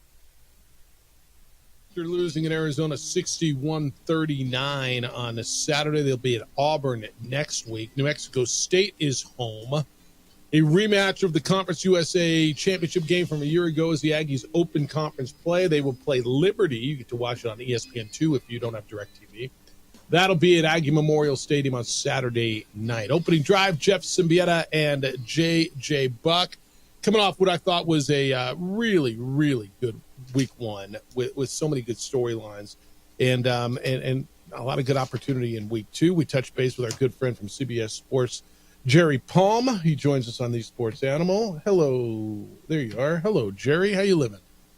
I'm doing all right. As long as I'm, managing the phone. Yeah. No, it's okay. good. As long as you get that. Hung up on you moments ago. Yeah. Well, I'm glad you're back. Hey, let me ask you this. I said I thought the biggest statement of the week, and so you could say, well, was it Notre Dame winning at A&M? Was it Georgia, the way they handled Clemson? I thought SC beating LSU was the biggest week one statement. Now, what that will mean as we go, I don't know. But I think that they showed that, wow, they did improve the defense. I mean, we all thought it was going over. The way they came back, I thought they showed poise. Now, you can say Brian Kelly made some mistakes, and you'd be right. What was the biggest statement of week one? Well, that would be on the list. Yeah. I think I'm going with Notre Dame. Kyle Field's a tough place to win there. Yeah. They went in there and, that was a game until Notre Dame got that late touchdown. And then you can tell at that point that A&M just didn't have enough offense. They've got a quarterback problem at A&M. But that's the thing that's the game that's going to put Notre Dame in the playoff. Because you look at the rest of their schedule, they've got Florida State at home. They end at USC, and then they've got, 9 other games in which they're going to be prohibitive favorites, and maybe really only the game at Purdue is a pothole, and only because Purdue's so good at home against highly rated teams, and that's all relative. It's not like they win most of them, but they have a history at home. Yeah. And it's a rivalry game, but it's. Who's going to beat them? Who's going to beat Notre Dame? They've got a schedule set up. I mean, their strength of schedule could hurt them if they're in a competitive situation for a spot in the playoff, but it doesn't look now like that's going to be a problem for them. Yeah, unless they trip somewhere. Unless they. Yeah, unless Georgia. They're going to have to stub their own toe. Yeah, unless Georgia Tech's better than we think, because Florida State, and I want to get there. Maybe it's SC the last game of the year, and let's see what SC looks like after that. SC the last game of the year is the most likely loss left on their schedule. Yeah, I think that's right. And they probably won't be underdogs in that game. I think SC's got at least 2 losses by then between Michigan and Penn State and Washington. everything else they got to do. But what they did to pass that test, I was at that game. I was impressed, man. Especially, now, it's Miller Moss time. Caleb Williams is gone. And he acquitted himself very well. Those two teams, I want to see more from them.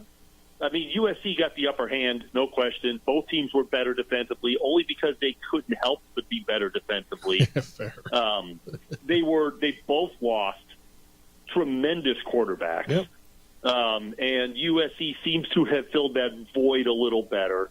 But I want to see what happens for each of these teams as they get into conference play before you can really draw any grand conclusions. But USC won the game, and that's a big win for them.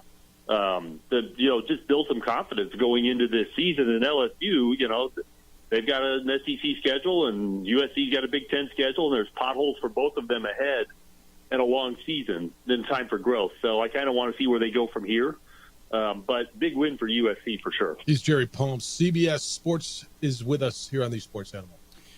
Jerry, what do you make of Miami? Big win over Florida. Cam Ward at quarterback, and I know they jumped in your early CFP projections.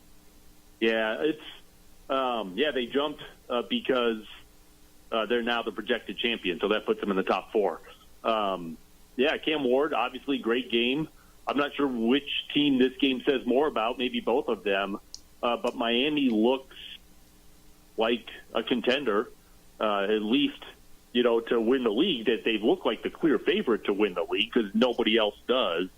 And then for Florida, you got to wonder if Billy Napier is going to survive the season. I don't know what his buyout clause is like. It's probably ridiculous. Most coach buyouts are. But, Florida can't just be mediocre. That's like their worst home loss in a very long time, if not ever. And it is a home opener. They've got a lot of soul searching to do at Florida because this could be a year where they don't even make a bowl. That's how bad this could go because their conference schedule is pretty tough. Florida would owe him if they bought him out like $51 million, something stupid like that. Wow. Okay, that's a big number. No, I'm sorry, $26.7 million. That's still a big number, but half as big. Yeah. But still, how long can you, just be mediocre? That's not what Florida football is. Let me go across that state. I mean, Florida State. Are they done? Yeah. They've lost 2 games in the ACC. I know they can theoretically still be the conference champion. They got to get to the conference championship game, and they've got zero room for error now. Oh, well, I think it's ridiculous to even think in those terms. Let's win one game first, and then start talking about Florida State as being anything other than competent. And the problem with Florida State isn't the quarterback, although he hasn't been good. Let's be clear. But the problem is they can't block, and they can't tackle. Their offensive and defensive lines are their biggest problems. They're not getting good penetration from the defensive line. Their offensive line isn't blocking well enough for the offense to function. That's where they're getting beat. They're getting beat on the line of scrimmage, and they're getting beat on the line of scrimmage by Boston College and Georgia Tech. Yep. They're going to face better lines, and those are, I don't want to disparage those teams because those are probably good teams, but they're not elite teams. They're going to see better than that. A slow start for Dylan Gabriel, Oregon versus Idaho. They get Boise State this weekend. What do you think of that matchup? Yeah, I don't get too worked up about slow starts as long as you get the W. And, because sometimes you've got a bunch of new players and they're still getting to know each other a little bit. And you might have a week 1 game that's kind of shaky, but they better be ready for Boise State because, that's a good team with maybe the best running back in the country and whose name I'm about to mispronounce is Gianti. Genty, Ashton Genty. Yeah. Say it again? Genty. Ashton Genty. Genty. Yeah. Okay. Yeah. So, he's a great player. So, they're going to move the ball and you're going to have to answer with them. So, and they're coming in loaded for bear. So this is a big statement game for them, especially if they want to be the group of 5 representative in the college football playoff, which of course they still have to win the Mountain West to do that. But this would be a huge statement for them. So Oregon better show up ready to go. Oh, this makes their resume. I mean, if Boise State gets a win up there, it makes their resume. But then you still got to win the league. Sure. No, I understand. I got a text from Terry. He says, wonder what Jerry has on the Colorado-Nebraska game, including the coach's different styles, primetime versus Matt Rule. Yeah, well, every Colorado game is coach's different style.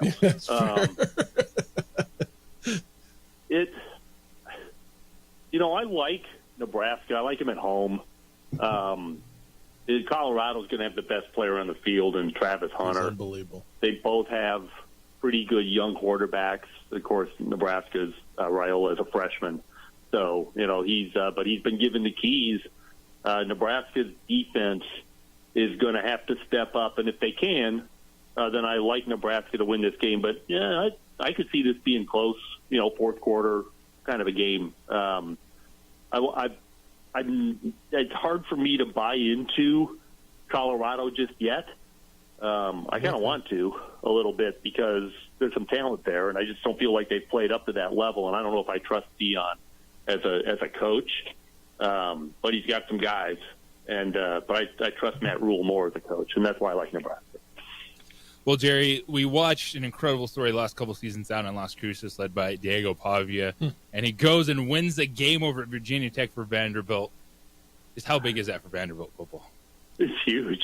Every win for Vanderbilt is huge because they're so rare. They might get, 2 or 3 a season, maybe 4 in a good year. I mean, it's hardly ever talk about them in bowls.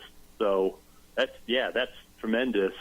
And it's also got to make you scratch your head about Virginia Tech. I mean, that's a team a lot of people thought was going to take a step forward this year, and not necessarily contend in the ACC, but, be a team in the top third of the league, which is 6, 5. How big's that league?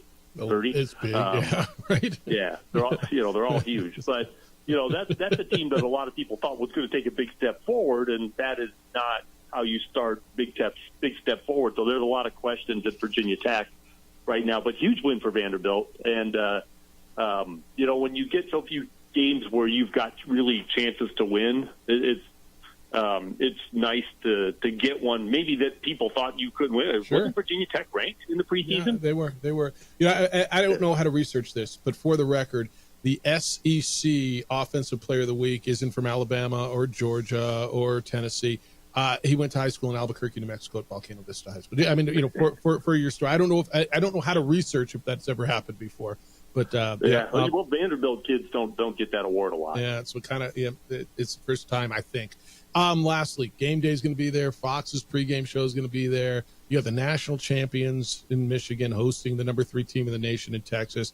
I don't know what to make of what Michigan did last week. I'm going to 52-0 on Texas, but over Colorado State. Michigan struggles a bit and gets a late pick 6 against 9-3. I mean, a decent Fresno State team. This is interesting. I understand Michigan isn't going to be what they were, but I'm interested in watching this weekend. Yeah, this could be a defensive game. I don't trust Michigan's offense yet, but defense, their defense is always good, and their defense is still good. And Texas is going to have some struggles on the offensive side of the ball because of Michigan's defense. But if Texas can get their offense going, I don't think Michigan can keep up. And so for Texas, being able to control the ball, being able to control the clock, being able to wear down the Michigan defense is going to be key to them winning this game. I don't know that Michigan's offense is ready for a game like this yet. Give them a couple weeks. But that game's on the schedule now. So I like Texas. I expect Texas, to compete for a national championship. I don't know if Michigan's going to make the playoff, which doesn't mean they're bad, because they're not bad. It's just, I think the competition in the Big Ten and for them to try and make the playoff might be a little too much. But this is a chance for Michigan to change that narrative. All right, read them every day over on CBSSports.com. Follow them on the X. Your handle is what is it again? JP Palm CBS. I'm new to this whole thing. Like we've never done this before. At JP Palm CBS. Enjoy the weekend, my friend. Always appreciate the conversation. We'll catch you next week. All right, thanks. Be well. It's Jerry Palm. He's right. He was good today. He was in a good mood today. He's always in a good. I mean, he's always good, but throwing out some jokes. Let's go, Jerry. Look at Jerry go. All right, you can listen to that if you missed it. We'll do that every Thursday, and then we'll post it up on wherever you get your social media. I want to respond to what he said. A couple of things on the Notre Dame thing on Boise State, and I thought what he said about Michigan was interesting as well. So we can follow up on that. We come back at 505-246-0610. You got an event coming up. It is event planning season, is it not? Yep. You got holiday events coming up. If you're tasked with doing those, may I suggest the Albuquerque Convention Center. It is over 600,000 square feet of beautiful, versatile space. They will accommodate any event you've got, from grand expos and conferences to nice, small, informal gatherings. You got a holiday party, a wedding reception, whatever it is, think Albuquerque Convention Center. It's in the center of the city, right close to everything, with wonderful staff, great food and beverage options. It'll go above and beyond and make your dream event a reality.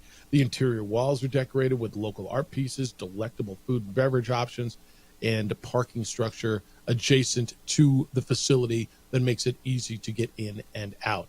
Thinking about an event? You got an event to host? Always think about being at the center of it all. It's the Albuquerque Convention Center. But we do an event there every year for the Isleta New Mexico Bowl. They take care of our student athletes. That's why we go back every single year. I suggest you take a look at them as well. Be at the center of it all at 505-768-4575. That's their number, 505-768-4575, or online at albuquerquecc.com.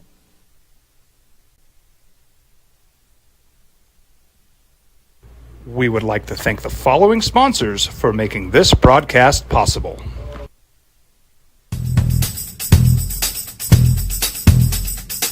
International Protective Services is a proud supporter of ProView Sports and New Mexico Youth Athletics. IPS provides residential and commercial security services in the Albuquerque metro area. For more info, please call 505-897-2420 or visit internationalprotectiveservice.com. These days, it's important to know people and businesses you can trust. There's a lot of places where you can buy a vehicle, but there's only a few local dealerships where you'll find honest people who have your best interests in mind. And Fiesta Kia is one of them. We've been helping our neighbors save money and drive dependable cars for years, and we'd love to help you. With new Kias arriving daily, you'll love our selection and the peace of mind you'll get driving a Kia from Fiesta. So stop by and see us today at Fiesta Kia on Lomas, or just start driving now at fiestakia.com. I was born in New Mexico. I grew up on these streets. I got in trouble here, and I fought my way back in Burquia. I love New Mexico, especially the people. Now I'm using my training, tenacity, and energy to fight for you. I'm Adam Oki, lawyer, fighter, and New Mexican. I was a local athlete here in New Mexico, so I'm proud to support your local athletes.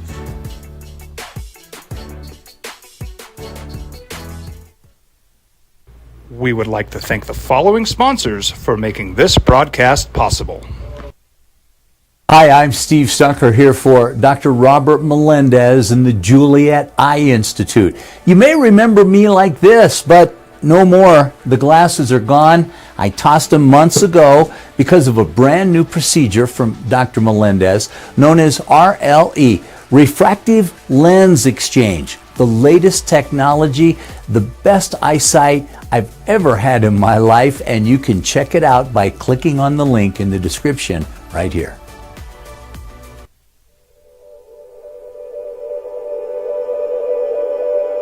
We aren't all born with the same opportunities. But it's the people who care that change everything. Get ready, Sprout, get ready! My coach. My teacher. My older sisters. My grandma. My brother. My tutor. My dad and my mom. As New Mexicans, it's up to all of us to do our part. So that no child goes without love. And no family has to do it all on their own. They're all our children. Every single person is called to make a difference in the life of a child. It's up to all of us to do our part. To pull together. Pull together. Pull together. To make New Mexico the best place to be a kid.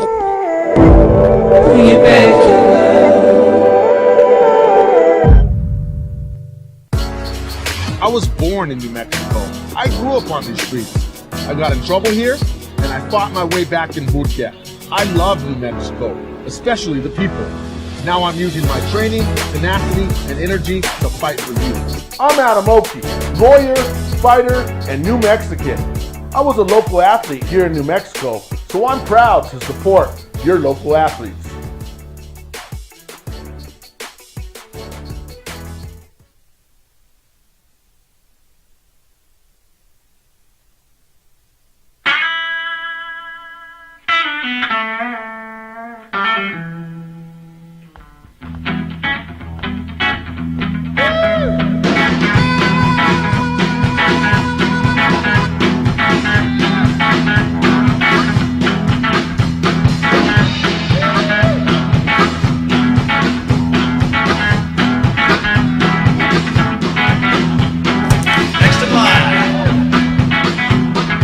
Rudy's is a proud supporter of ProView Networks. Hi, my name is Daniel Chavez, and this is my business partner, David Chavez. We are the owners of Indeed Safety. Indeed Safety is a local safety consulting company helping our clients with their safety needs for their projects. One of the things we pride ourselves as a construction safety company is helping our men and women in construction get home safe every day to their families. Indeed Safety is a proud supporter of ProView Network.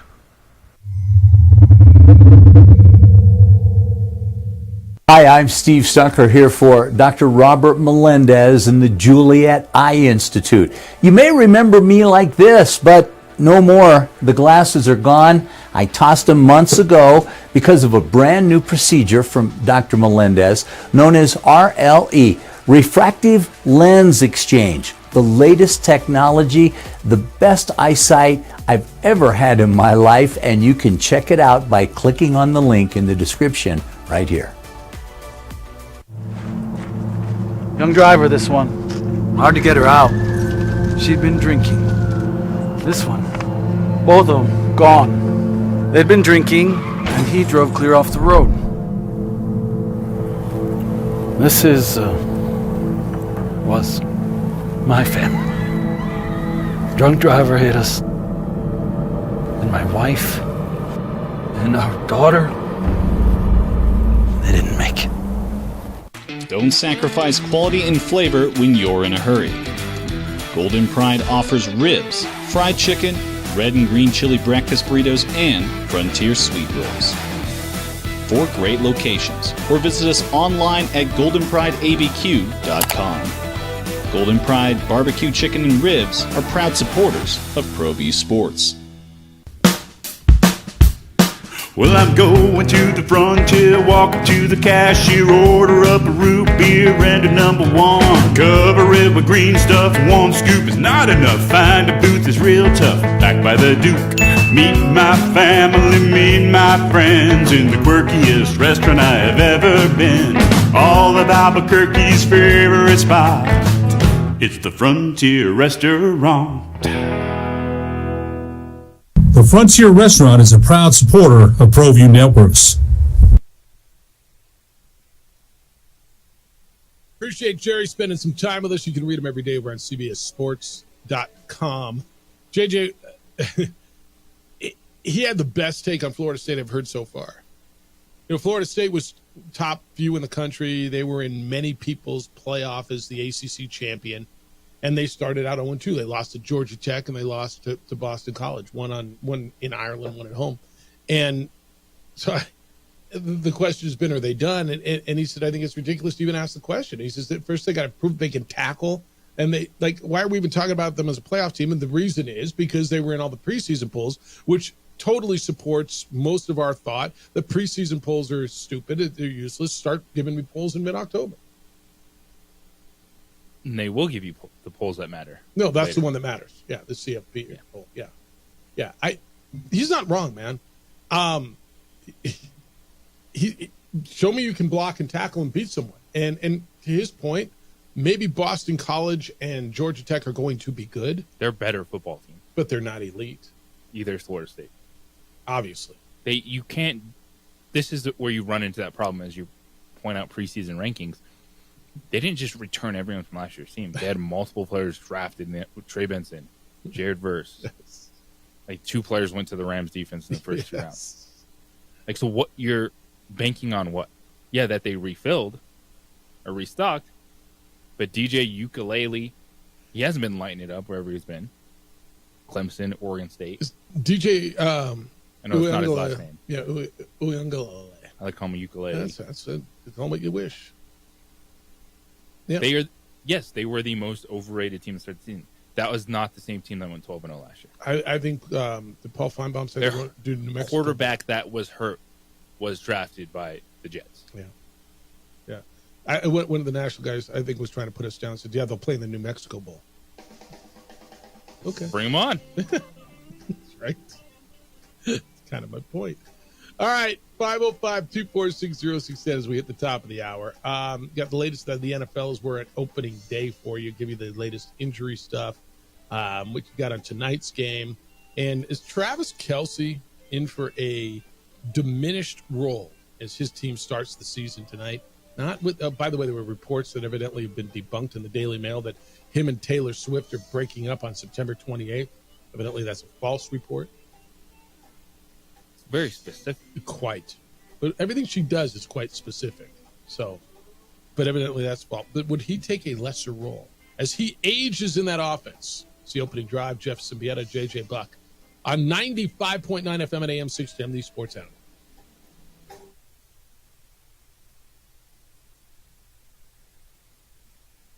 We would like to thank the following sponsors for making this broadcast possible.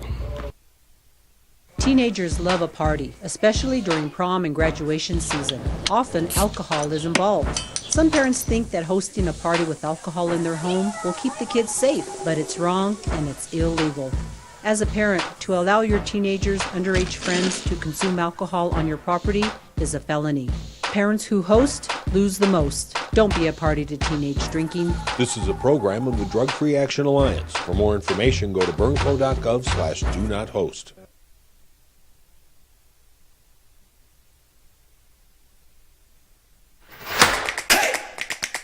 Albuquerque's leader in sports is ProView. From pros to prep, all your favorite action.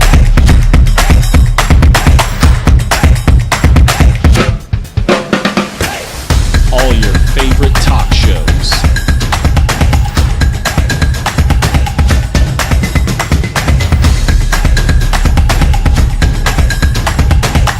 Find it on ProView Networks. Hey, look! It's Dwight Goodman! Boom! This place is hot. Let's see if anyone needs my help. How about I drive you madman home, huh? I got this, Dwight. I'm the designated driver. Boom. Sweet? Does anyone need Dwight's help getting home tonight? No thanks, Romeo. I've got a taxi all lined up. Drive safe, Dwight. Boom! Boom!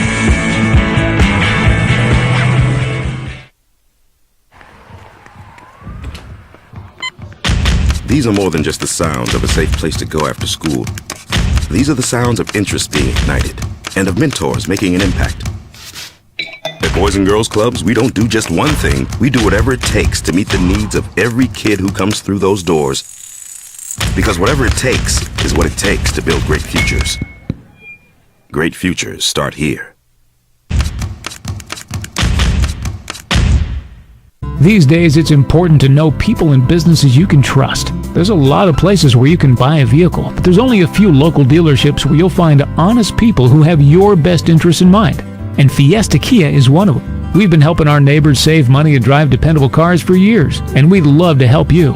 With new Kias arriving daily, you'll love our selection and the peace of mind you'll get driving a Kia from Fiesta. So stop by and see us today at Fiesta Kia on Lomas, or just start driving now at fiestakia.com.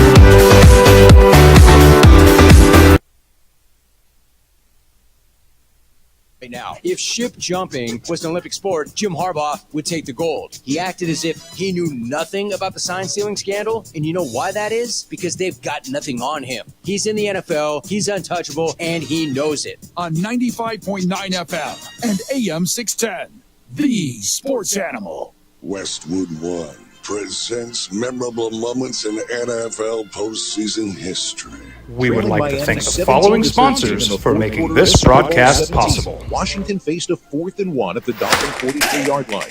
Head coach Albuquerque's leader in sports is Pro V. Immediate dividends. Pros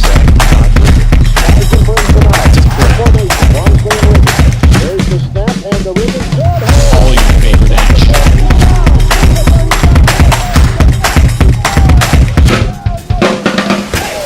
All your favorite talk shows. They were 27-17 victory and their first Super Bowl title in franchise history. Riggins finishing the day with a Find it on 66 yards. He was named the game's Pro most valuable View player. Networks. With another memorable moment in NFL postseason history, I'm Scott Graham, Westwood One Sports. A burglary takes place in the United States approximately every 15 seconds. International Protective Service is your answer for commercial and residential security in all of Albuquerque. IPS will work with your monitoring company for fast, reliable response times. You can rest easy knowing you, your family, or your company is watched over by International Protective Service. Call International Protective Service today. Game day in the NFL, Chiefs and Ravens. Tonight, open up the season, a rematch of the teams who played in the AFC Championship game. I hate calling it a rematch of that game because the stakes are, I don't know, quantifiably lower than they were, but you do get those two quarterbacks. For your surprisingly great rates, contact your local State Farm agent today. January on one mode on. And JJ, I got the next big bombshell blow up and homophobic racist comment from a guy who, well, has now been fired from a team in the National Football League. Opening drive, Jeff Symbieta, JJ Buck, 505-246-0610. If you want to come in today, that's our phone line and our text line. Our emails are coming in this morning. Jeff at sportsanimalabq.com and JJ at sportsanimalabq.com. JJ, we're going to watch Patrick Mahomes, Travis Kelce tonight. And you watch Travis Kelce become a veteran, become different. In 2023, that would be last football season, JJ. He played the fewest snaps that he has in a season since his second season, which was back in 2014. Now, still a huge part of the offense. He played 77% of the snaps in 15 games. Led the team in targets, led the team in catches, led the team in receiving yards. Would he take a lesser role? And he said he wouldn't. He said he probably wouldn't listen to the Chiefs if they wanted to change his role as a concession to his age. He said, quote, "You get more comfortable with your body. I'm excited I get to play another year of football with a fresh slate, get to kind of prove to ourselves in Chiefs Kingdom that we're one of the top dogs and we can play at a high level," end quote. They don't have to prove to anybody that they're one of the top dogs, first of all. They don't have to prove to anybody that they can play at a high level. But this has been a story this week that, you know, once they start trying to phase him out, and I don't know why they would, the way he's still playing at the top of his game, that he wouldn't accept that role. I'd like to see how this plays out because, at some point, I think we all know who's undefeated. And there's only one person who's undefeated, and that's Father Time. And so at what point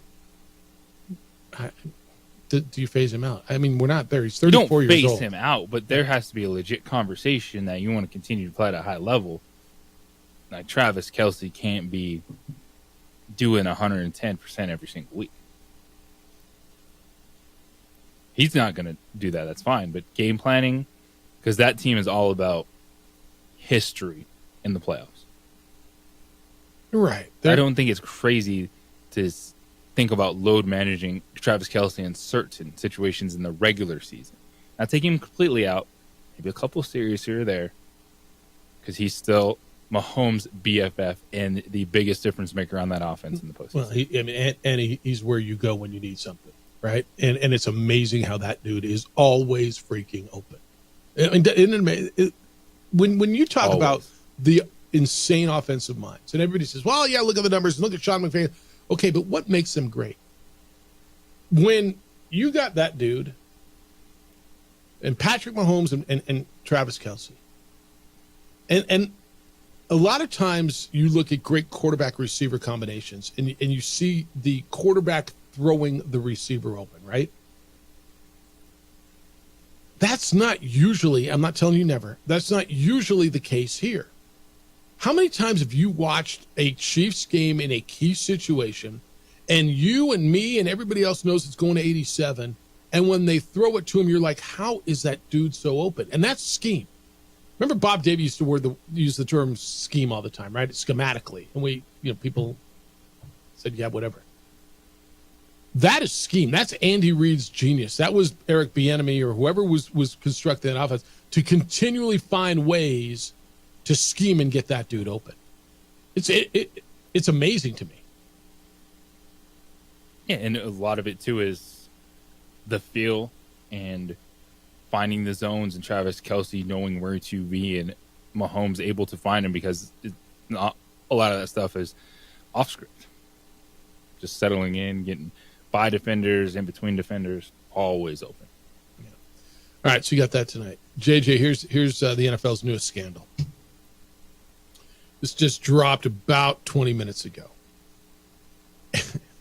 And you're just going to go, he said what? Wait, stop it. He said what? So the Washington Commanders fired a dude you've never heard of. Okay?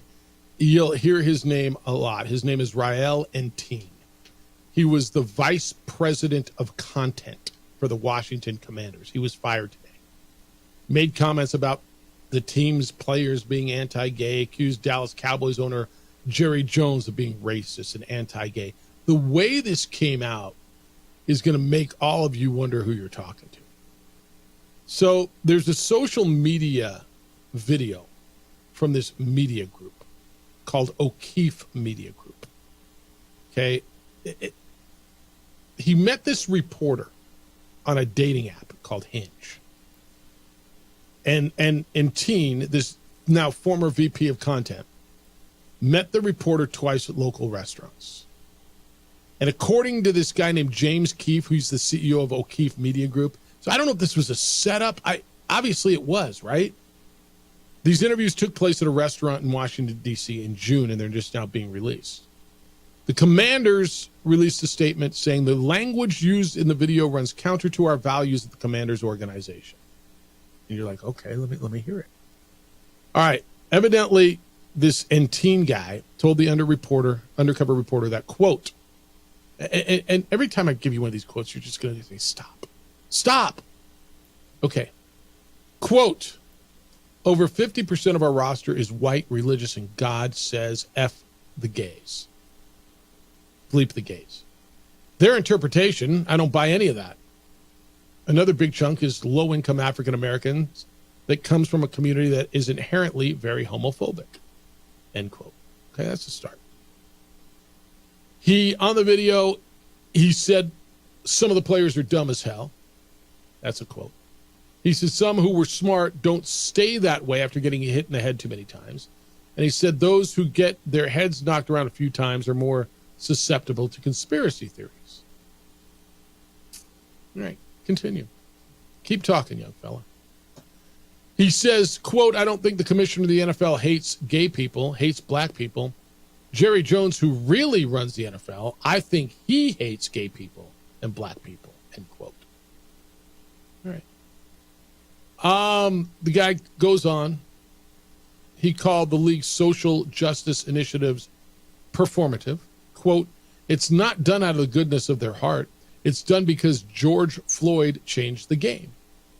It's to make as much money as possible. The NFL cares about the bottom line like any corporation above all else, end quote. He said that this is all on tape. He said because the league makes so much money, they, quote, they can faux prioritize DEI for the sake of good publicity, end quote.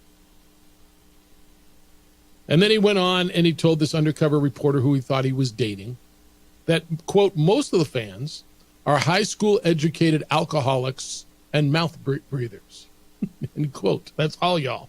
Most of you are just high school educated alcoholics and mouth breathers. And he also told the reporter, and her name wasn't revealed, but she can be heard on the video, that his job is to sell hope. 3 years ago, there were videos and pipes leaking, and he said fans said it smelled like sewage there. He called it state-run media. Wow. I laugh because the way this is all coming out, the way this dude was set up, Washington football team, organization, Commanders, Redskins, whatever they have been, they can't get out of their own way sometimes, huh? So who set him up? Was it someone in an organization that wanted this guy gone? Well, so it's really interesting because... And then you started off saying, think about who you're talking to. This dude was saying a bunch of crazy stuff going out there. On his second date, or our first and second date that he thought so was that this would woman. Yeah, I get it. Like, that's someone that if I heard that, probably not expect to be going on another date with that person. But in that setting, I'm like, to your point, like, do you have to start questioning everything? Yeah. Who are you talking to, dude? Like, I want you to think how intricate the setup has to be. Yeah, sitting there going, well, this is crazy. I'm out. But then you were set up and it was an undercover reporter that was covering everything. Who set you up? Okay, first of all, I'm not familiar with Hinge. And then is that just what that person does? Is just record conversations with everyone that wants to go on a date? Are you familiar with Hinge? I will tell you that now. I'm not in the scene, so I'm not on dating apps. Is Hinge a popular dating app? How do you know dude is on that app, right? To set him up, first you have to know he's on that app, right? Then you've got to find this woman to get there. They've got to... I want you to think how many steps it takes just to get there. Or was this just a real date that this woman's going, wow, this dude's freaking whack. I'm going to record this stuff, and she just happens to work for this media group. Like, I want to... How many questions do you have about this? Not only this dude and how many people feel that way, and all of you fans, or the majority of the fans, or you're just a bunch of high school educated alcoholics and mouth breathers. That's what just the NFL fans are. And Jerry Jones hates the gays and the blacks, according to this guy, and he runs the league. I mean, you just, like, how many people think that I have a million questions. Is this the prevalent thinking in the front office? How did this guy get set up? Was she just some woman that happened? Like, was this a random, she works for this media group, and oh my goodness, I got this idiot who just keeps talking. I'm going to go out with him again and record all this stuff.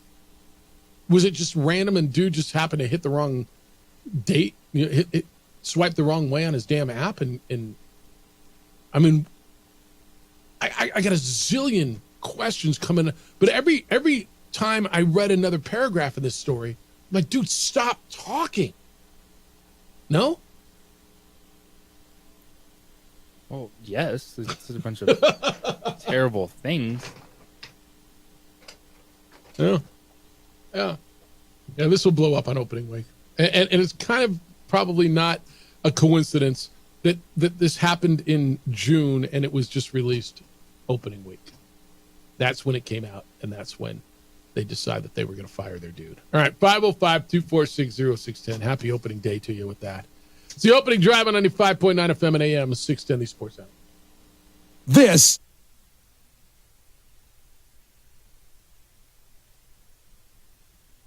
We would like to thank the following sponsors for making this broadcast possible.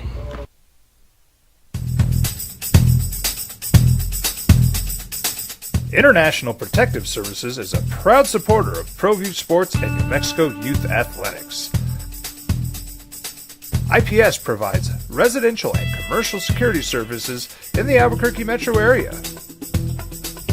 For more info, please call 505-897-2420 or visit internationalprotectiveservice.com. I was born in New Mexico. I grew up on these streets. I got in trouble here, and I fought my way back in Burquia. I love New Mexico, especially the people. Now I'm using my training, tenacity, and energy to fight for you.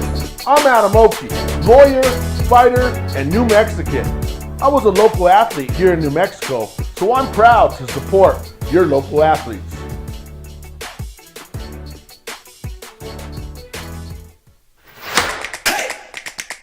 Albuquerque's leader in sports is ProView. From pros to prep, all your favorite action.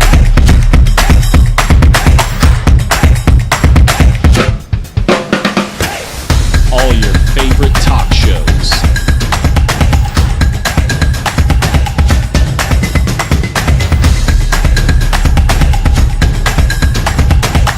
Find it on ProView Networks. Teenagers love a party, especially during prom and graduation season. Often, alcohol is involved. Some parents think that hosting a party with alcohol in their home will keep the kids safe, but it's wrong and it's illegal. As a parent, to allow your teenagers' underage friends to consume alcohol on your property is a felony. Parents who host lose the most. Don't be a party to teenage drinking. This is a program of the Drug Free Action Alliance. For more information, go to burnco.gov/do-not-host. Hey, look! It's Dwight Goodman! Boom! This place is hot! Let's see if anyone needs my help. How about I drive you madman home, huh? I got this, Dwight. I'm the designated driver. Boom. Sweet? Does anyone need Dwight's help getting home tonight? No thanks, Romeo. I've got a taxi all lined up. Drive safe, Dwight. Boom! Boom!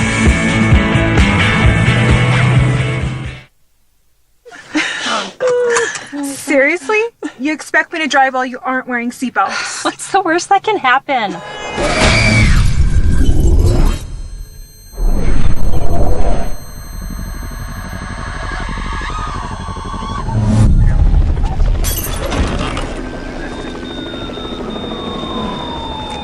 Seriously? Buckle up. Okay. Thank you.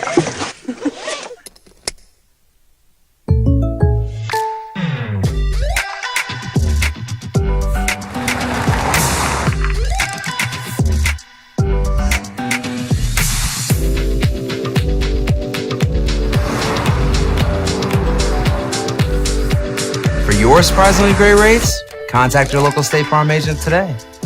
If you want the real deal, call State Farm agent Marty Size in Albuquerque today. Like a good neighbor, State Farm is there. For your business or your home, Valley Fence stands alone. We're number one in New Mexico for a reason. It's the best fence you can own. Proudly serving New Mexico for over 50 years. At Valley Fence, the difference is clear. No fence too big, too small, or difficult. We handle them all at Valley Fence Company.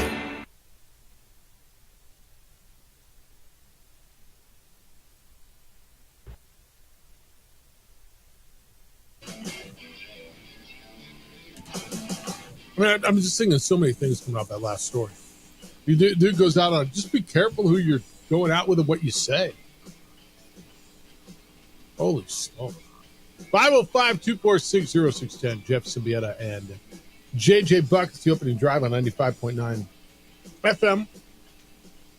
AM 670 Sports Animal. You get football tonight, opening night, the National Football League. You get the Ravens and the Chiefs. Ravens are a 3-point dog. Kind of like the Ravens tonight, man. Kind of like the over. I don't even know what the over is, but I think there's points tonight too, don't you? 47.5. So 28-20 covers it. Yeah. I don't you like over with these teams? I expect it to be a little bit more wide open than a playoff game.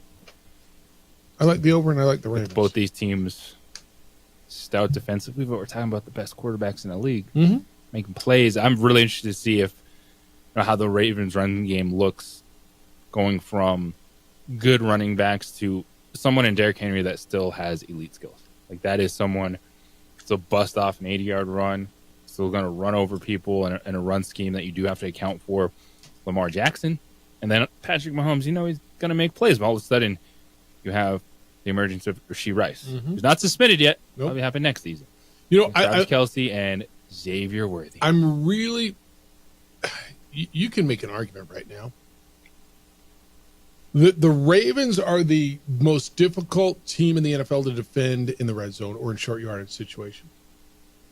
I've got the option of feeding Derrick Henry, who's been as good a short down back as there's been in the NFL in the last decade. I've got to defend Lamar Jackson running the ball, who's been as good of a running quarterback as there's been in the last decade. I got Mark Andrews, who's one of the top 3 tight ends in the league, to go to in short yardage situations.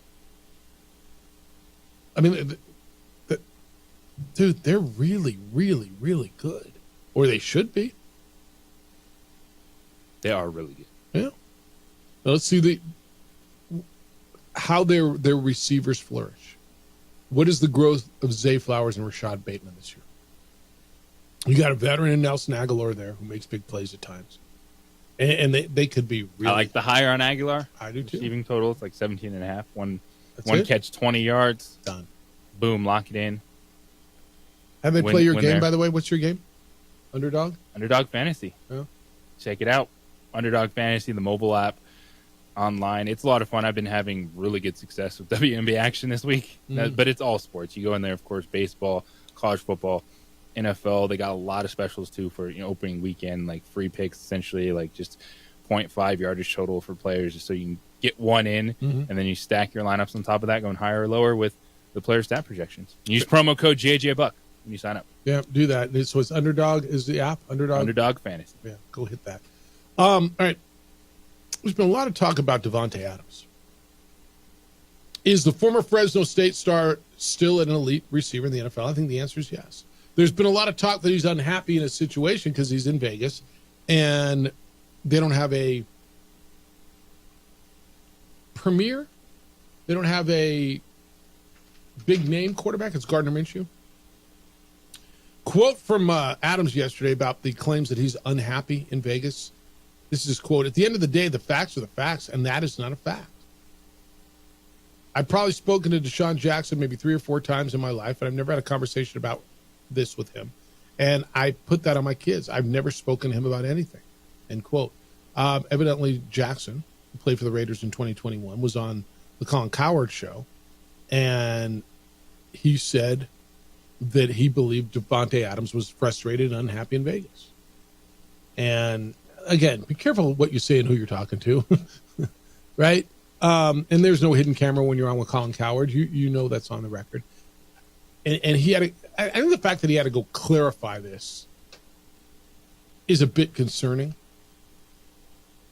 It's been public, Aaron Rodgers made it public that he's been trying to get Davante Adams to the Jets, right? Davante Adams has a gigantic contract with the Raiders. Is he happy? I don't know. Nobody's happy when you don't win, right? Nobody's happy. You like getting paid, but nobody's happy when you don't win. But is that guy happy? I just think, JJ, when you've got to go out there and say, look, that's not right, I am happy, I always think that there's a concern. What kind of year does he have there? I think he ends up being a top 8 receiver in the league still. That too much? I don't think that's too much. Adams is still a guy that has those elite traits. He's such a good route runner. What are we talking, like receiving yards? Yeah, receiving yards, top 8. Yeah, I think he's top 8. Okay, I think that's a very good prediction.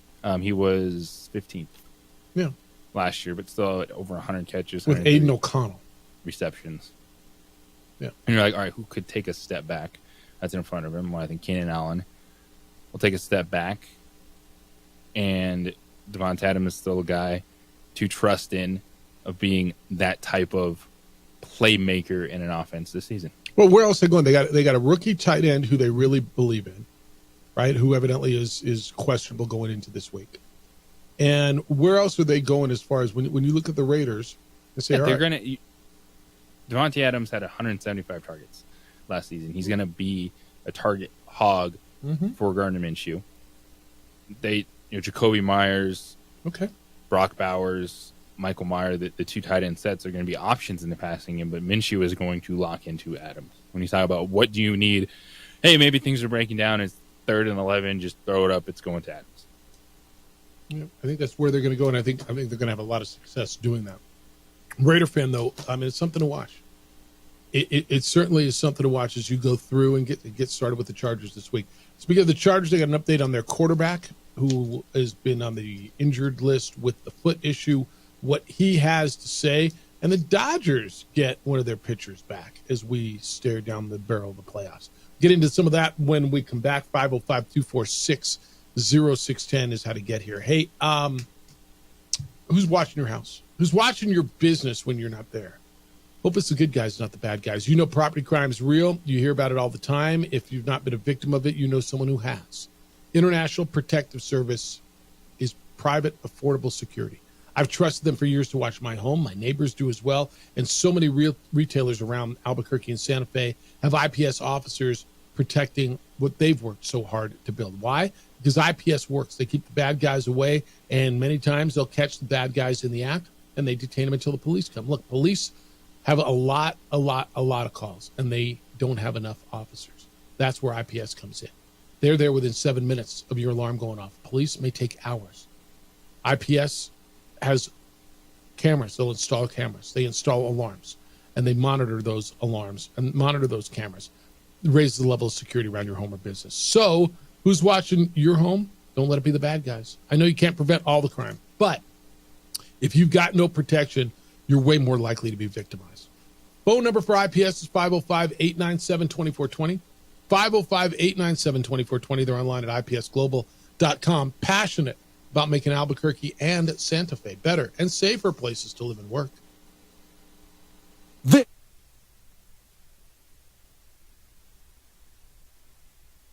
We would like to thank the following sponsors for making this broadcast possible.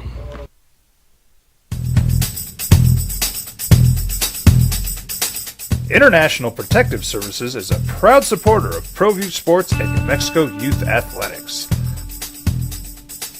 IPS provides residential and commercial security services in the Albuquerque metro area. For more info, please call 505-897-2420 or visit internationalprotectiveservice.com. Hi, I'm Steve Stucker here for Dr. Robert Melendez and the Juliet Eye Institute. You may remember me like this, but no more. The glasses are gone. I tossed them months ago because of a brand new procedure from Dr. Melendez known as RLE, Refractive Lens Exchange. The latest technology, the best eyesight I've ever had in my life, and you can check it out by clicking on the link in the description right here.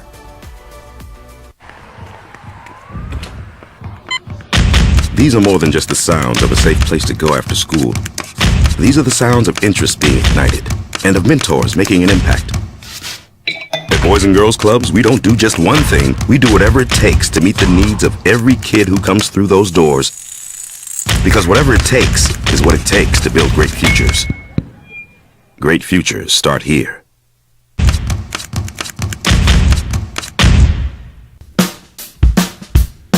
Well, I'm going to the frontier, walk up to the cashier, order up a root beer and a number one. Cover it with green stuff, one scoop is not enough. Find a booth is real tough, back by the Duke.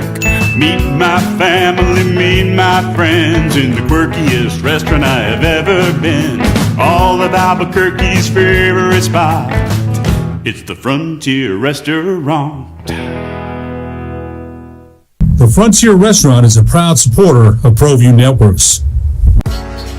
I was born in New Mexico. I grew up on these streets. I got in trouble here, and I fought my way back in Burquia. I love New Mexico, especially the people. Now I'm using my training, tenacity, and energy to fight for you. I'm Adam Oki, lawyer, fighter, and New Mexican.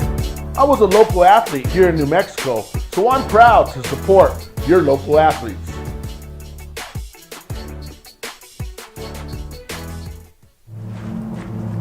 Young driver, this one. Hard to get her out. She'd been drinking.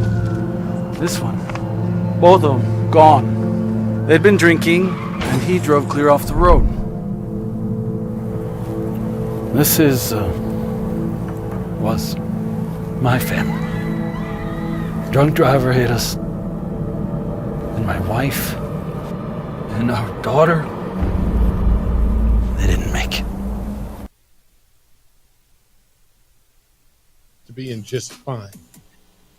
We'll watch. Didn't appear on the team's injury report that came out Wednesday, and said, I think it's just something that's personal. I'll keep it to myself. It's not something I have to put out there. I'll keep it to myself and to the doctors especially. If I didn't feel comfortable, I wouldn't be out there. JJ, I think this is something that to monitor, but look, it's a dude who got paid. It's a dude who is he in the elite category of quarterbacks in this league? He hasn't won at that level, but is he there yet? No. So he's second shelf, third shelf. So it's Mahomes' first shelf. Next shelf is Allen and Lamar and Joe Burrow. And then who's the next shelf down? Or is he even there? You can tier it. You have plenty of tiers. Herbert has the talent to be one of those guys, but you still have to back it up with your team performance. Okay. So he may, but we'll watch him. I mean, this is going to be a really interesting one this year. And probably about as interesting as there is. All right, baseball stuff. As we head into the final, we're in the final month of the season now. Yoshinobu Yamamoto, the Dodgers starting pitcher. He has been out for almost 3 months with rotator cuff issues. It's a strain of the rotator cuff. And I just got this it's on the text line, JJ. It says, Jeff and JJ, no way Bobby Miller makes the Dodgers playoff roster, right? I'm hoping the Dodgers score a lot of runs in October. It's from Ronnie. JJ, it's going to depend who's available, doesn't it? Who's healthy? Clayton Kershaw's back on the injured list. Yamamoto's been there all year, and I don't know how much. I mean, like, you let him make a few starts, and you say, I totally trust this guy to be a playoff pitcher? Honestly, how do you handle it if you're them? Well, you hope that you can start the playoffs with believing in Tyler Glasnow. I think that's your one given. And then you go depth. And it's Flaherty, Buehler. Buehler was, 1-4? Well, there's arm talent. Okay. Was he 1-4? Did he pitch terrible in those games? Was the games Dodgers just didn't score? Let's piece it together. In the playoffs, I think you're comfortable if you have 3 guys you can lean on. And then after that, you building bridges, finding gaps, openers, piggybacking, all that stuff. Yeah, I think there's a lot of pressure on them to finally win a world. When I say finally, they won the COVID World Series, but to win a World Series with this group. I mean, I don't know. I got a lineup that starts with Mookie Betts, Ohtani, and Freddie Freeman. I got 3 MVPs at the top of my lineup. I mean, maybe the best top of the lineup that baseball's ever assembled. Honestly. I know that's hyperbolic, but it's not. Then you went out and got this guy pitcher. You still got Clayton Kershaw. You got Walker Buehler. You got Glasnow. There's a lot of pressure on him. It's a lot of pressure, but it's a game of baseball. That none of that matters. What do you mean none of it matters? Look, did the Rangers Diamondbacks in World Series? That's my point. This is, you can say it's a lot of pressure. There's only been one team that's really backed it up with the talent and pressure, and it's been Houston recently. Mm-hmm. But the Marlins should have never won World Series, but they did. The Washington Nationals, wild card teams come out of it all the time, but there is pressure, like you just said. The Astros won with that pressure. They're the one that got through. This has been a sustained run, right? A long sustained run for the Dodgers, and they've got when you can have. You don't see it in any other sport, where a nobody is a World Series MVP or playoff MVP. You see that all the time in baseball. That's why, there's a ton of pressure. You go fire Dave Roberts, redo the whole front office. Baseball is the one that makes zero sense. In terms of, and hockey. You can win. You get 8 seeds that win in hockey too. Yeah, but there's nothing like this in hockey. Like what? Like that level of. There's the fan bases, but the Dodgers is one that resonates. Like, people understand it across the board. But there's one. You look at baseball and. It's if I'm a fan, I'll take those expectations year in and year out, as opposed to being a Rocky fan. Being a Rockies fan, I get that, but it's one too where it's the hardest to point out and say you should be here. I agree with you on that. It's more often, but like, didn't I watch an 8 seed playing the Stanley Cup? Like, there's 8 teams in each conference that get in the playoffs in hockey. Didn't 2 seasons ago? Wasn't it the Panthers and the Avalanche? Weren't the Panthers an 8 seed? No, they weren't an 8 seed. I don't think they were. They were when they top beat the seed the last 2 Boston. years. No, when they beat the Boston Bruins, when the Bruins had the best record in the history, the most points ever in the regular season, didn't they lose the first round to Florida? And Florida went all the way to Stanley Cup Finals. Like 2 Well, seasons. now it's so convoluted because they don't have that traditional 1 versus whatever, because it's like wild card 2 versus wild card 3. It's crazy. Yeah. But you're right. I mean, nobody saw the Rangers and the Diamondbacks last year. You don't even remember that the Rangers and unless you're a Rangers or a Diamondbacks fan, you don't even remember the Rangers and Diamondbacks played in the World Series last year. But that happened. So you're right. But man, the way you assemble a club. We can talk about it in terms of sports disappointment. Yeah. I think that's fair. Where you have that much talent. Arguably the best player that I'll ever watch play baseball in my lifetime, Shohei Ohtani, with those MVP players. But then there's also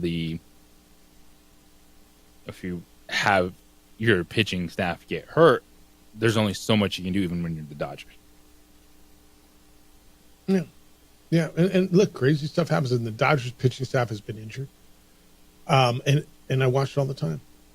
Crazy stuff, different stuff happens. But yeah, the Yamamoto thing, how much do you need to see before you put him on the playoff roster? He pitched twice at Oklahoma City. He threw 31 and 53 pitches. So he'll be on a huge pitch count. He threw 53 innings and 53 pitches in only 2 innings. Yeah. How about this, dude? This is kind of crazy. In the minor leagues, Yamamoto was up against Omar Narvaez. He's a former big league catcher. They had a 17-pitch at bat. That'll get your pitch count up really quick, won't it? 17-pitch at bat. The Dodgers need a spot starter next Tuesday, so that's when he'll pitch against the Cubs. He'll be on a pitch limit, so that's a bullpen game for them. Maybe they get 3 innings out of maybe 4. Then they go to the bullpen. 22 games left in the regular season. Dodgers right now are without Tyler Glasnow, elbow injury. They're without Clayton Kershaw, toe injury.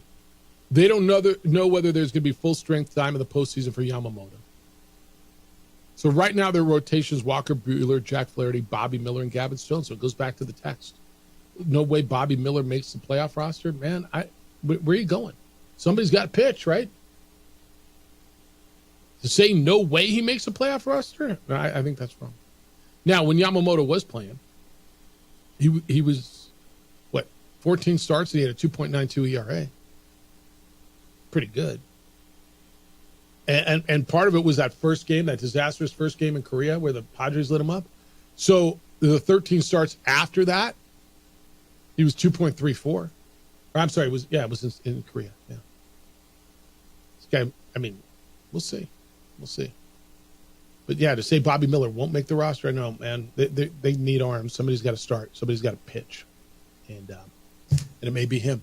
All right, 505-246-0610. Wrap it up. We'll give you picks when we get back. They got a big game tonight, and you can still get in before we get out of here. It's the opening drive on 95.9 FM and AM 610 Sports Animal. We would like to thank the following sponsors for making this broadcast possible.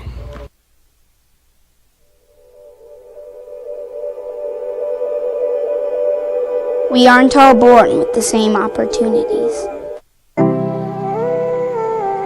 But it's the people who care that change everything. Get ready, Sprout, get ready! My coach, my teacher, my older sisters, my grandma, my brother, my tutor, my dad, and my mom. As New Mexicans, it's up to all of us to do our part. So that no child goes without love. And no family has to do it all on their own. They're all our children. Every single person is called to make a difference in the life of a child. It's up to all of us to do our part. To pull together. Pull together. Pull together. To make New Mexico the best place to be a kid.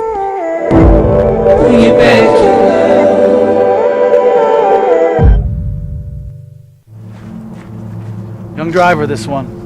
Hard to get her out. She'd been drinking. This one. Both of them gone. They'd been drinking, and he drove clear off the road. This was my family. Drunk driver hit us. And my wife and our daughter, they didn't make it. I was born in New Mexico.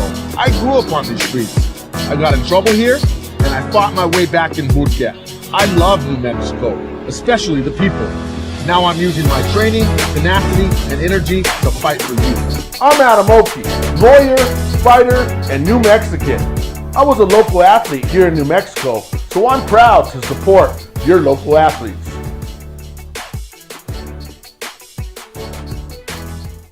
We would like to thank the following sponsors for making this broadcast possible.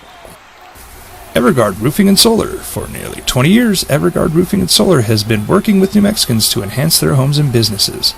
For all your roofing and solar needs in New Mexico, call 505-821-9543. Hey, look! It's Dwight Goodman! Boom! This place is hot. Let's see if anyone needs my help. How about I drive you madman home, huh? I got this, Dwight. I'm the designated driver. Boom. Sweet?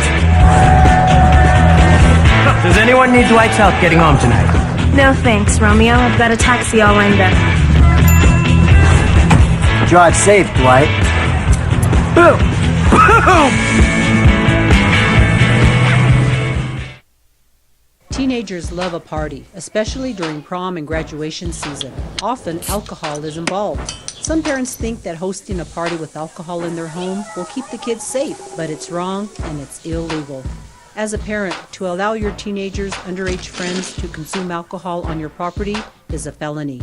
Parents who host lose the most. Don't be a party to teenage drinking. This is a program of the Drug Free Action Alliance. For more information, go to burnco.gov/do-not-host.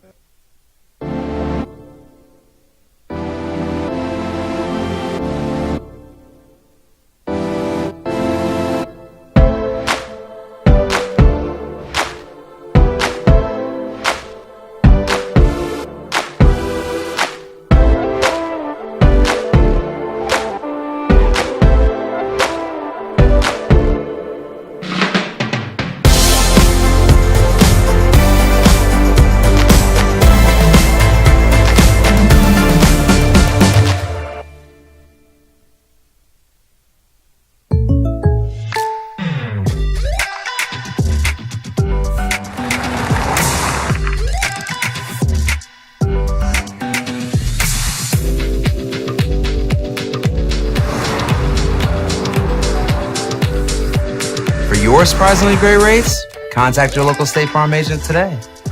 If you want the real deal, call State Farm agent Marty Size in Albuquerque today. Like a good neighbor, State Farm is there. All right, what you got to know as you go through your Thursday, you got to know it's game day. NFL starts tonight. I think you knew that. Chiefs, Ravens. Chiefs are a 3-point favorite at home. Got to know that Justin Herbert said he's going to play, that his foot is 100%, that Jamar Chase was back at practice in a limited capacity yesterday, that might return. What else you got to know? Oh, you got to know about this. You got to know that the former Los Lunas standout in basketball, Jalen Holland, has New Mexico as one of the 3 finalists on his list to go play college basketball. That would be a big deal for UNM. 505-246-0610. Dan, good morning. You're on the Sports Animal. Hello, Dan. Can you hear me? Yeah, what's happening? How you doing, guys? Good, what's going on? Hey, a couple of things, man. I want to talk baseball. I went to the home run derby they had out here. I had a wonderful time with the kids. Nice. It was a great thing, and until the rains came. I want to talk about Caitlin Clark, too. I don't know if you guys are old enough to remember Pete Maravich, but this girl is the second coming of Pete Maravich. The way she handles the ball, dribbles, shoots, passes.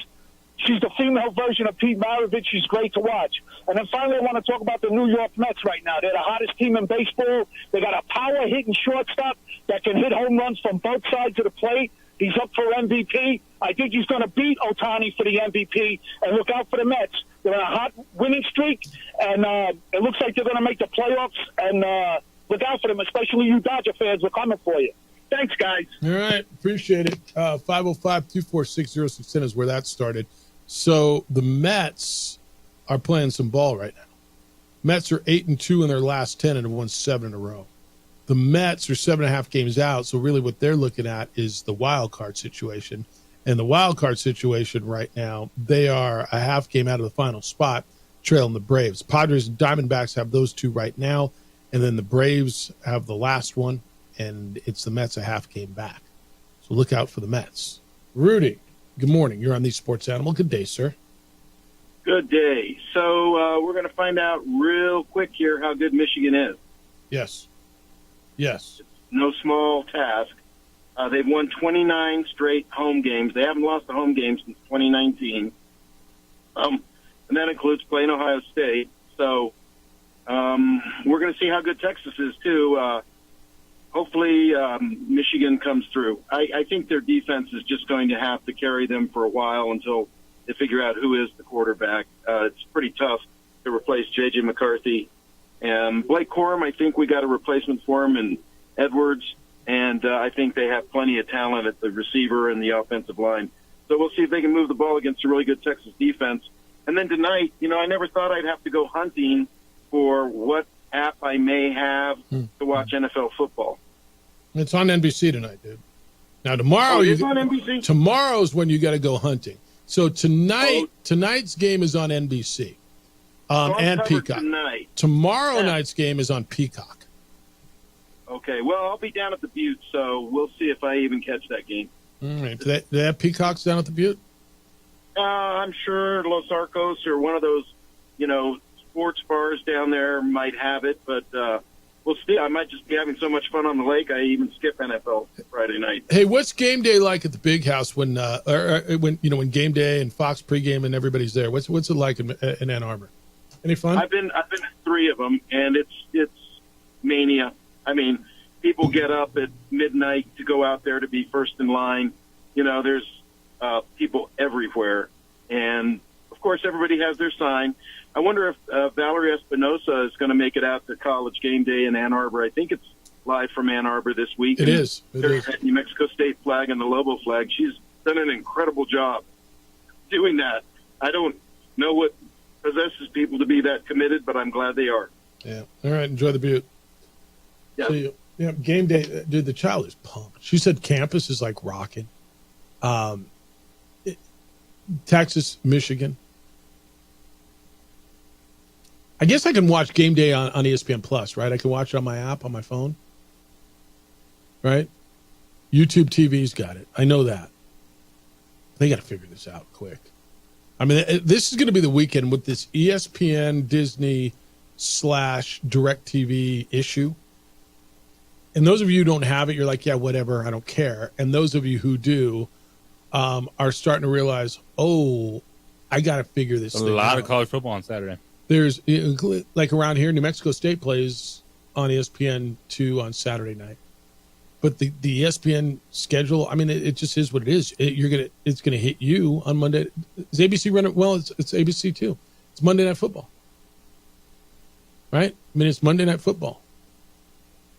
It's going to get real over the weekend.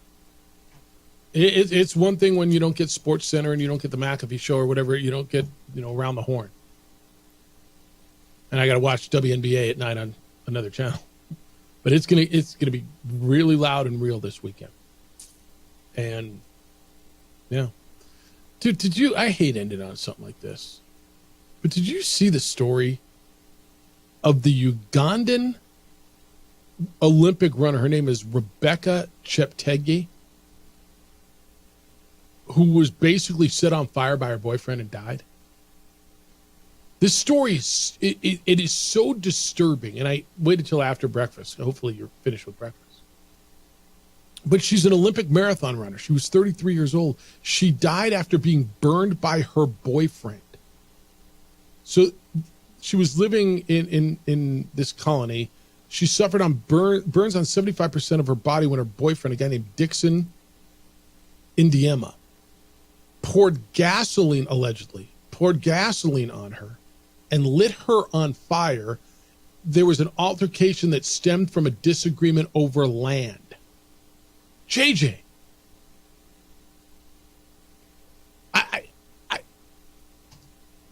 Unbelievable. So this young lady who was in the Paris Olympics, and Kenya's dealt with a few notable instances of lethal violence against elite female athletes in recent years.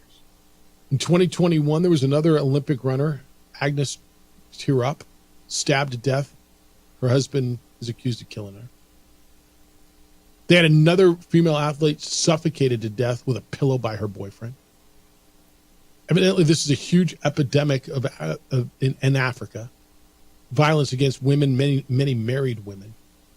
She died from multi-organ failure ultimately after being burned.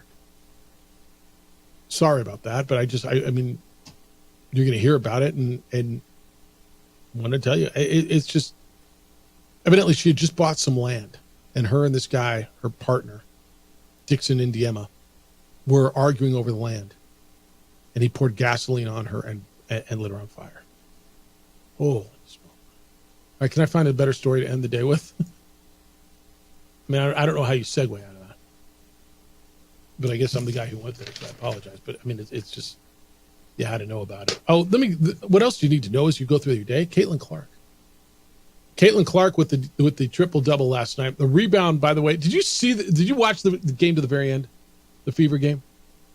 Got it. In the last 10 seconds? Last 2.8 seconds. So the Sparks threw up a shot. It was a long rebound, and Clark went and grabbed it, and the place went nuts.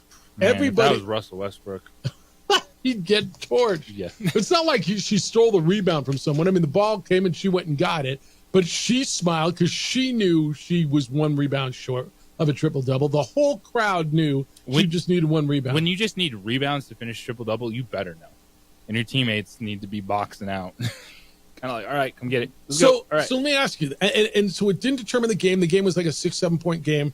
What was it? 93. What was the number? 93-86. So it was over. It was a 7-point game, and she got the last rebound. Would it bother you if they went and got her the rebound or cleared out and made sure she got the rebound? They didn't do that, but would it have bothered you if they did? Me neither. No. Just the second time in the history of the WNBA, 25 plus years, that a rookie has got a triple-double, and the other time was her. Let her set these marks. But I thought the whole crowd knowing, how often are you at a game? And you and I do because we watch the stats. But as a spectator, you know the exact stats of the star. I think when it's getting to that territory, you do. It's put up probably on the boards enough, and you see. So, you think in Arizona the other day they knew that T-Mac, McMillan, the receiver, was hovered around 300. We hit milestones like that, right? It's more commonplace in basketball. Fair. Especially if you're talking about a triple-double. Okay. Because it would be up on the video board people to have to start pulling some stats and just quickly going through the game notes. Be like, oh, McMillan has more yards than Bobby Boucher in 1977.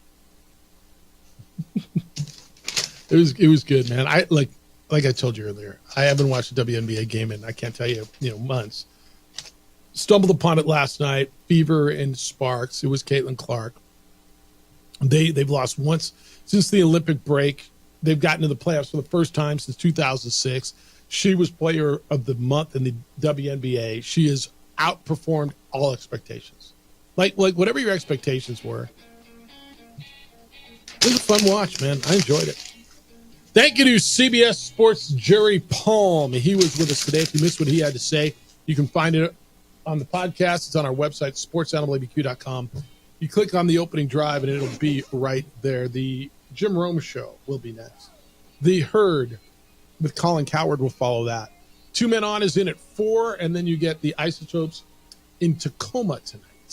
Josh Sushan will have the call from beautiful Washington State. And then we'll come back tomorrow morning with award-winning radio starting at 7 a.m. Voice of the Aggies, Jack Nixon, will be with us tomorrow at 9 o'clock. And I think you'll want to hear what he has to say. Adrian, great work on the visual side. Look great, except for me being a little green today. We'll work on that tomorrow. Big day for you. Huge day. Enjoy it. Hey, be good to each other, please. Be kind, loving, caring, and sharing. We'll smell you tomorrow.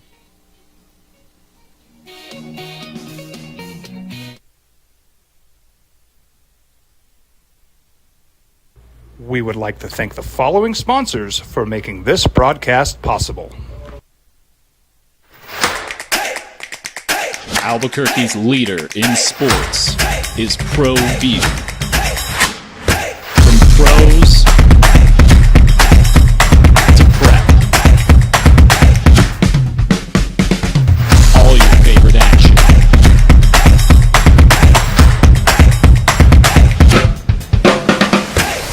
All your favorite talk shows.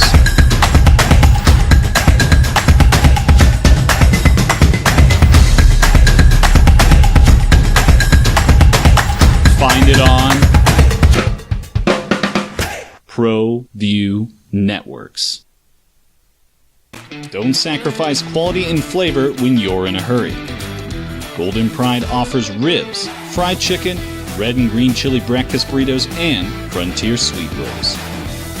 4 great locations, or visit us online at goldenprideabq.com. Golden Pride Barbecue Chicken and Ribs are proud supporters of ProView Sports. Hi, my name is Daniel Chavez, and this is my business partner, David Chavez. We are the owners of Indeed Safety. Indeed Safety is a local safety consulting company helping our clients with their safety needs for their projects. One of the things we pride ourselves as a construction safety company is helping our men and women in construction get home safe every day to their families. Indeed Safety is a proud supporter of ProView Network.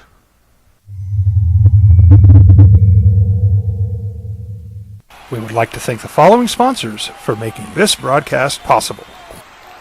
Evergard Roofing and Solar. For nearly 20 years, Evergard Roofing and Solar has been working with New Mexicans to enhance their homes and businesses.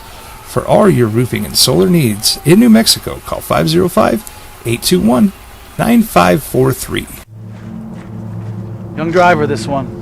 Hard to get her out. She'd been drinking. This one.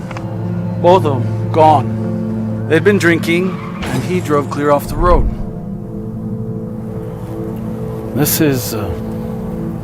was my family. Drunk driver hit us. And my wife. And our daughter.